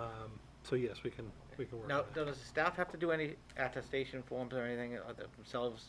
They have to self-attest. Okay. So they have a form that they fill out every day. Okay. You know, to Jeff's point of where it takes the community to really make sure that this is going to happen. If Peggy posts those on some of the community Facebook sites, I think it would be just a great reminder for the community in general about, you know, what we're trying to do to make sure that we're keeping kids safe.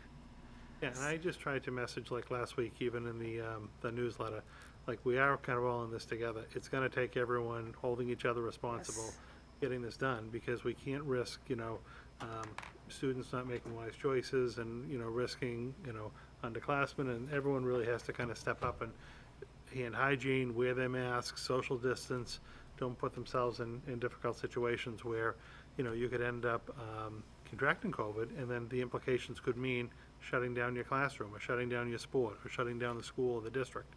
So we really need people to take this seriously. And in that same email, Hannah does say that she congratulates you. She says the update from the superintendent was absolutely terrific. Oh, good. And Jeff's comment, "We're all in this together," becomes more and more relevant. All right, anything else on public comment? Okay, I'll take a motion to adjourn. Move to adjourn? Second. Okay, all in favor? Aye. Aye. Okay, thank you.